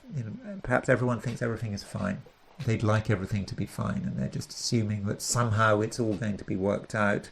But you, Sagittarius, you just know that on its own, if you leave things to their own devices, then really things might not work out. And additionally, if you actually look at what people are doing and what people are thinking, then you might realize that a lot of people are pretty clueless, that they really don't know what's going on, or they're just focusing on the wrong things. I mean, they're trying to make sense of it all, but they're not doing a very good job. And it just could be that they need some kind of direction. They need to know what is important. I think you Sagittarius, do know what's important. You know what matters. And so perhaps this is a time when you can provide a broad sense of direction. And I think that's going to make people happy. Because right now, Sagittarius, you're capable of being quite enthusiastic. I mean, you have been on and off, and so that's something that you can do, but not enthusiastic in some sort of crazy, random kind of way, just feeling good for the sake of it. No, it's not like that. I think Sagittarius, that there are serious things going on, but you know that you can't just let things happen at their own pace, and if you can sort of gently intervene, I think that that would make things a lot easier. But in the process, Sagittarius, you have to deal with other people's randomness, other people behaving in a way that you hadn't necessarily expected. I mean, after all, we do have a square aspect between Venus and Uranus. Uranus, don't forget, it's in your opposite sign, in Gemini. And so with Uranus in Gemini, things can just happen. people can do things that you weren't necessarily expecting, and you might have thought that everything was sorted out, was resolved, you knew where you were going, and it was all worked out. And then it's just something happens, and something happens to it's just a bother. But you don't want to exaggerate, and so if some plans have to be changed, or if you suddenly might realize that the kind of style you had created for yourself. I mean, I don't ask me about style, but most other people have a concept of style. But perhaps a style or a look that you've been creating for yourself, you might just realize that it's not the right thing to do. That it may be that there's a time in a day where you might literally want to change your clothes. I don't know why. You might just feel that you just don't look right, and you need to look different for whatever reason. So that might be something to consider today. Capricorn, we have a new moon developing. So the new moon is exact tomorrow, the 14th, Tuesday the 14th, and this new moon is in Cancer, so it's in your opposite sign. So it might be a time when many Capricorns are starting to think about other people, relationships, how other people have an impact on you, and the concept that you can't do everything on your own. So that's something that's worth considering. And we do have, after all, 3 planets in Cancer, and the Sun, Moon, Mercury. But just because people have a role to play, you might find it impossible not to notice them.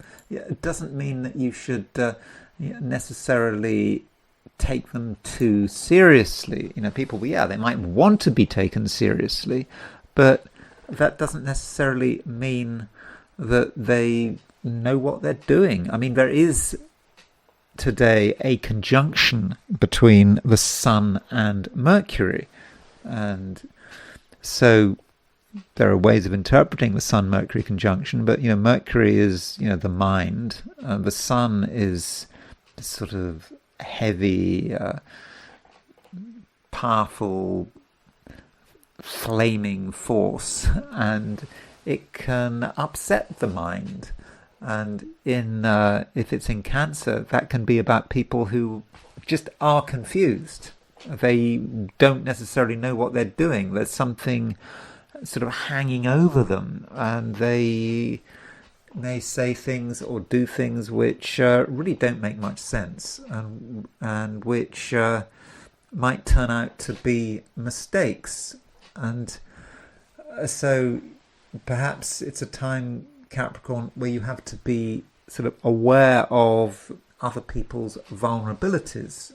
And people don't choose to make mistakes, and sometimes it's not really a matter of blame. Capricorns can be quite into blame, actually.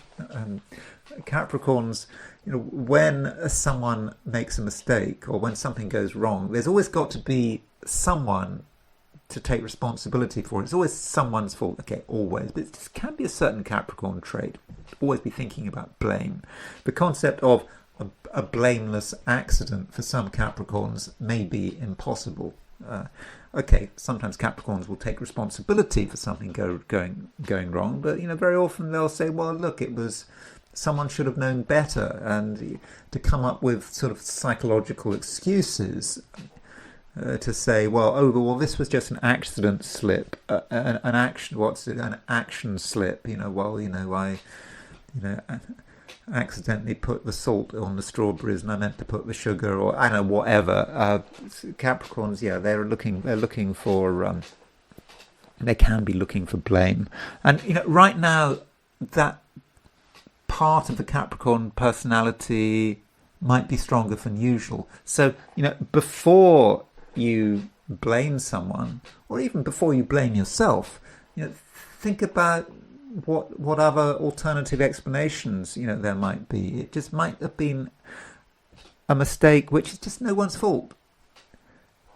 It just could have just been something beyond anyone's control, and the thing is to move beyond the mistake and to think about what to do now, or just make sure it doesn't happen again.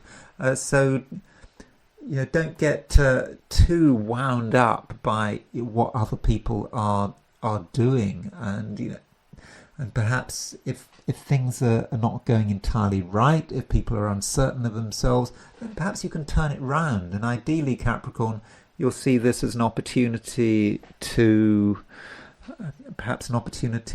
make friends, even, and be reassuring, perhaps forgiving.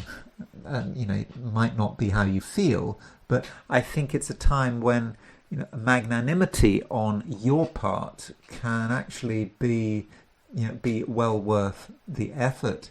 Now, looking at the specifics of your direction, maybe that relates to your work. If you're going into work today, Monday, don't necessarily expect things to go to plan. We have a square aspect between Venus and Uranus. That Venus-Uranus square is, I think, arguably, the big event of the day, and it can be unstabilizing, destabilizing, and you try your hardest, and just things go wrong. You try to be slightly original. You try to do things differently. Things go wrong. Even if you stick to the straight and narrow, just things might happen, and there is a possibility of exaggeration. So something goes wrong, something doesn't go to plan, and it seems to be a disaster. It feels like you have to start all over again. It's not as bad as it seems, and so if there are things going on at work which you don't like, that you don't approve of, that are unsettling, they just may not be as bad as they seem. And if you have some patience, and like I was saying before, it's not about blame. It could be about blame, but even if it is someone's fault, that's not really how you should be looking at things. The thing is just to be able to just keep your cool and to keep your composure, which is, of course, something that the average Capricorn is actually, very good at doing. So if you can do that, then I think that you'll be demonstrating that you're able to really, take control of the situation. And, additionally, there may be things going on which are beyond anyone's comprehension. Venus is making a finger of fate, and that finger of fate may be pointing everyone, and you in particular, in a certain way, in a certain direction. And there may be a challenge now to take on board something new which you're not familiar with. It may not be particularly traditional, but if you are able to adopt things that are new in a way that is graceful and open-minded, I think that that would actually be quite a good thing. Aquarius. There is right now a new moon forming. I mean, new moon is not exact, but tomorrow we've got this new moon, and it might seem with this new moon that it's kind of something that needs to be prepared for. It's not immediately straightforward, but it just feels that something is going on, something is happening, and you need to just make sure that you're in the right place and that you're not going to be wrong-footed. And so that might say something about your day and how you should be thinking about today. Think about what's going to happen next. And maybe when I say what's going to happen next, it might be something happening tomorrow or perhaps later in the week. And so start to anticipate that event. And this event is probably very predictable. I mean, it needn't be bad. I mean, it could be good, but it all depends on how you are, how positioned you are. And I think if you can just make sure that you are well positioned, then I think that you're going to be fine. But that does mean that you have to perhaps move beyond your own stubbornness. You've perhaps made some decisions about the way things are going to work, the way things are going to come together, and if you refuse to change your mind, well, that could be a problem. So, on your part, Aquarius, a bit of open-mindedness and just an awareness that you have to be prepared. You have to be prepared for all sort of eventualities. I think would be worthwhile. And so that may say something about today and how you want to make the most of today. I think that aside from that, you're going to be, someone who is well liked. Don't worry too much about other people's reaction to you. I mean, you might have your doubts. You might think that people might have a negative reaction to you for some reason, but everyone wants a quiet life. They're not looking for an argument, and so if you yourself can be quite sort of warm and open, then I think that's going to be appreciated. So that's going to perhaps create something quite positive for today. And so I think that you can make other people's day as well. I think you can make other people happy. You can make people feel wanted and connected. So you can do all of that, if you want, and all the while you're just getting ready for what happens next. And if you make the right preparations, there shouldn't be much in the way of a surprise. And so I think it needn't be such a bad Monday. Pisces. North Node is still in Pisces. Now, I was thinking about the North Node in Pisces, and I thought it was interesting over the last day or two, as I was mentioning, I think I mentioned in the introduction that there were these two fires in shoe factories. There was a fire in a shoe factory or a shoe warehouse in Zlín. Zlín is in Czechia, the Czech Republic, and there was also a fire in China in a shoe factory. And so what's it with shoes? And I was thinking about that, and I was thinking, well, maybe that's to do with the fact that the North Node is right at the beginning of Pisces, right at the beginning of your sign, and of course. That says something about the feet, doesn't it? I mean, each of the 12 signs has a connection with a part of the body, and generally it goes from top to bottom. So Aries is the first sign is about the head, and Pisces as the last sign is a thing at the very bottom of the body, which is of course the feet. And so maybe for some weird reason, if we take the example of the fires in the shoe factory, somehow right at the end of this North Node, right at the end of Pisces, it's having an effect on feet. So perhaps you should be thinking about feet and shoes and how you're looking after your feet and making sure the shoes fit. I mean, I wouldn't normally say that, but it's just those fires in the shoe factories and warehouse made me think about the North Node again. But anyway, sorry, that's a bit whimsical. As far as the nuts and bolts of what's going on today, we've got planets in Cancer. We've got 3 planets in Cancer. Cancer is, of course, a water sign. So Cancer is a sign that I think by and large you feel pretty comfortable with, and it might be a time to really be thinking about what you want to be doing. What you want to be doing. In a positive sense.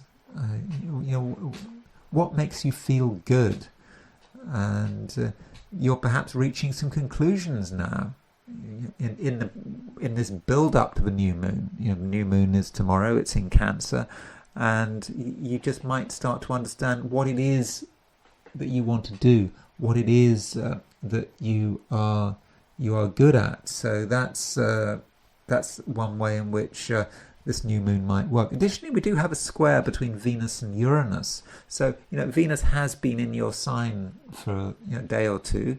Venus is the planet of relationships, and in Virgo, it just might be that there are a couple of people that are more prominent than usual, that you have to pay attention to, and Venus is making a square to Uranus. So these people might behave in a way that you hadn't necessarily anticipated, and they could somehow stir things up, maybe not even through their own actions, just through the way you respond to people. So whenever there's someone around you, and there's ever someone you're connecting with, well, that's a possibility of change, of creating a disturbance. And that just may be the nature of relationships, whatever that relationship might be. It just makes you question, what is important to you. It may be people's observations. Someone says something and it makes you think. And when you think, you realize that things may not be 100% perfect, and it might make you question what the real basis of everything is.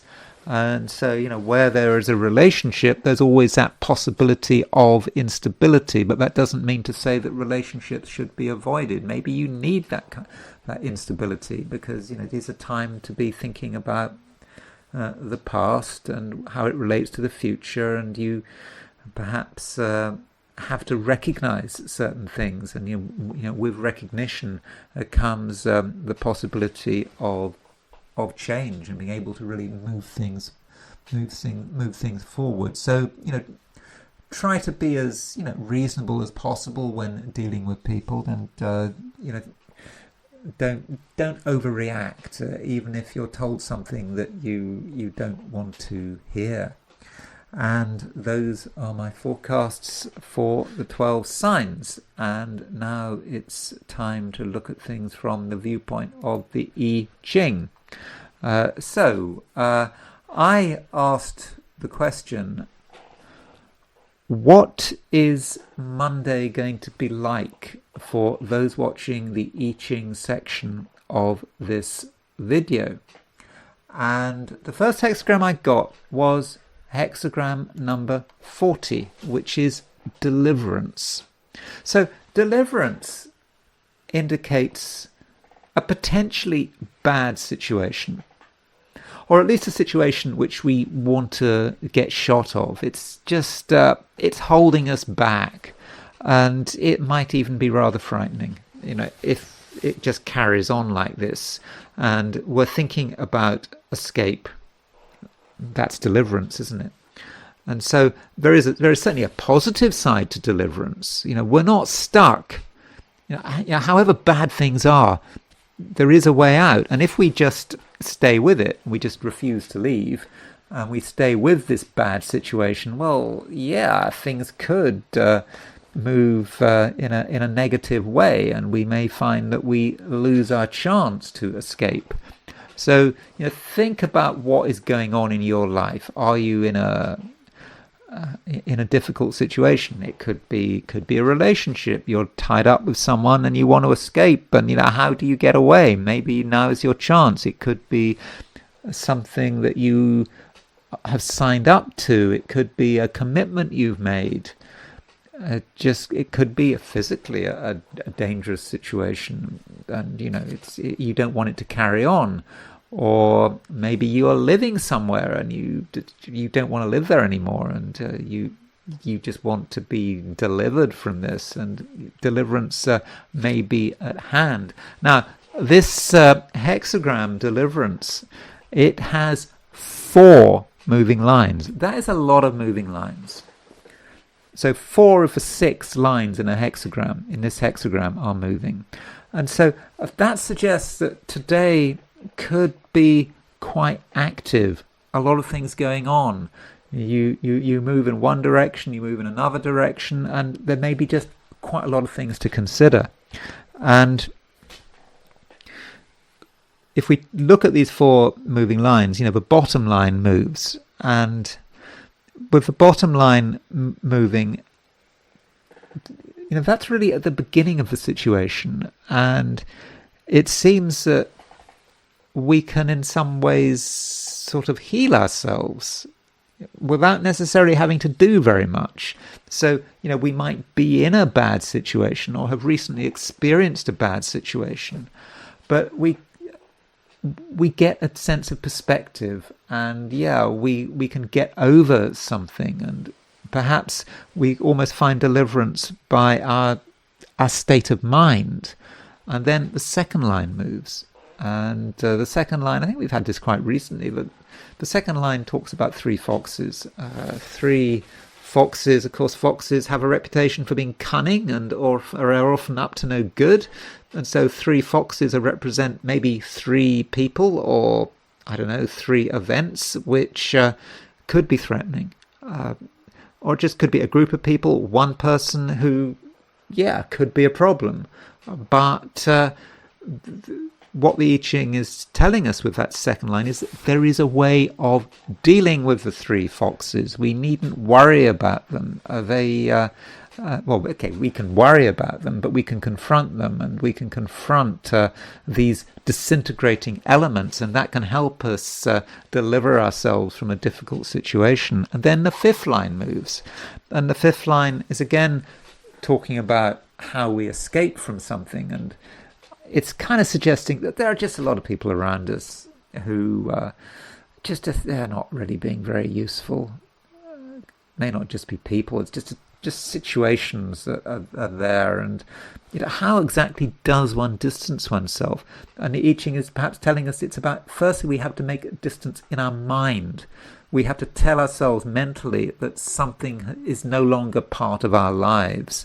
We make that decision, and having made that decision in our mind, it moves on towards our actions, and then we start to see the response, and then in the end we find a way of being able to escape. And then we have the top line moving, and the top line is talking about an enemy. I think it's the Wilhelm translation talks about a powerful inferior, someone who is fairly malevolent, who's perhaps sort of watching us and seems to have this power. And this person or this situation, that's how the whole thing rests on this, and we have an opportunity to react, to confront, and even to attack. I mean, not literally attack, but we can deal with this powerful inferior. The image is not very pleasant. The image is actually shooting a hawk. The hawk is the symbol of this powerful inferior, and you shoot the hawk and you shoot the and then problem over. I certainly think one should not be shooting birds of prey, but you get the symbol. You shouldn't be shooting anything, but you get the symbolism there. It's a time to you see who the author perhaps of some of your misfortunes is, at the heart of darkness even, and you have a chance to deal with it, and this leads to deliverance. So as you can see, there are things we need to get rid of, things we need to be shot of, and I think that this is something that we can deal with. And this means, because we got 4 moving lines, we move to a second hexagram, and that second hexagram is hexagram number 25, which is innocence. And innocence means that we shouldn't have any expectations. We've ideally cleared the air. We've made our escape. We have delivered ourselves from some particular problem. And so what next? Well, we shouldn't have any firm ideas about what happens next. I mean, that is the nature of innocence. We shouldn't just have in our mind some expectation that one there's going to be something particular. And if we want a fortunate event to happen, whatever that might be, we should be open to different possibilities, because good fortune can have many manifestations, and if we don't want to force it. And I think, but by not forcing it, something can happen. I almost shouldn't be telling you this because I don't want to create the expectation that something might happen, but just having an open mind, assuming that nothing is going to happen, then something does happen or something could happen, and I think it should be something pretty good. And those are my forecasts for the I Ching and for the 12 signs. And now I want to wrap up. That's it. Thank you very much for watching this video.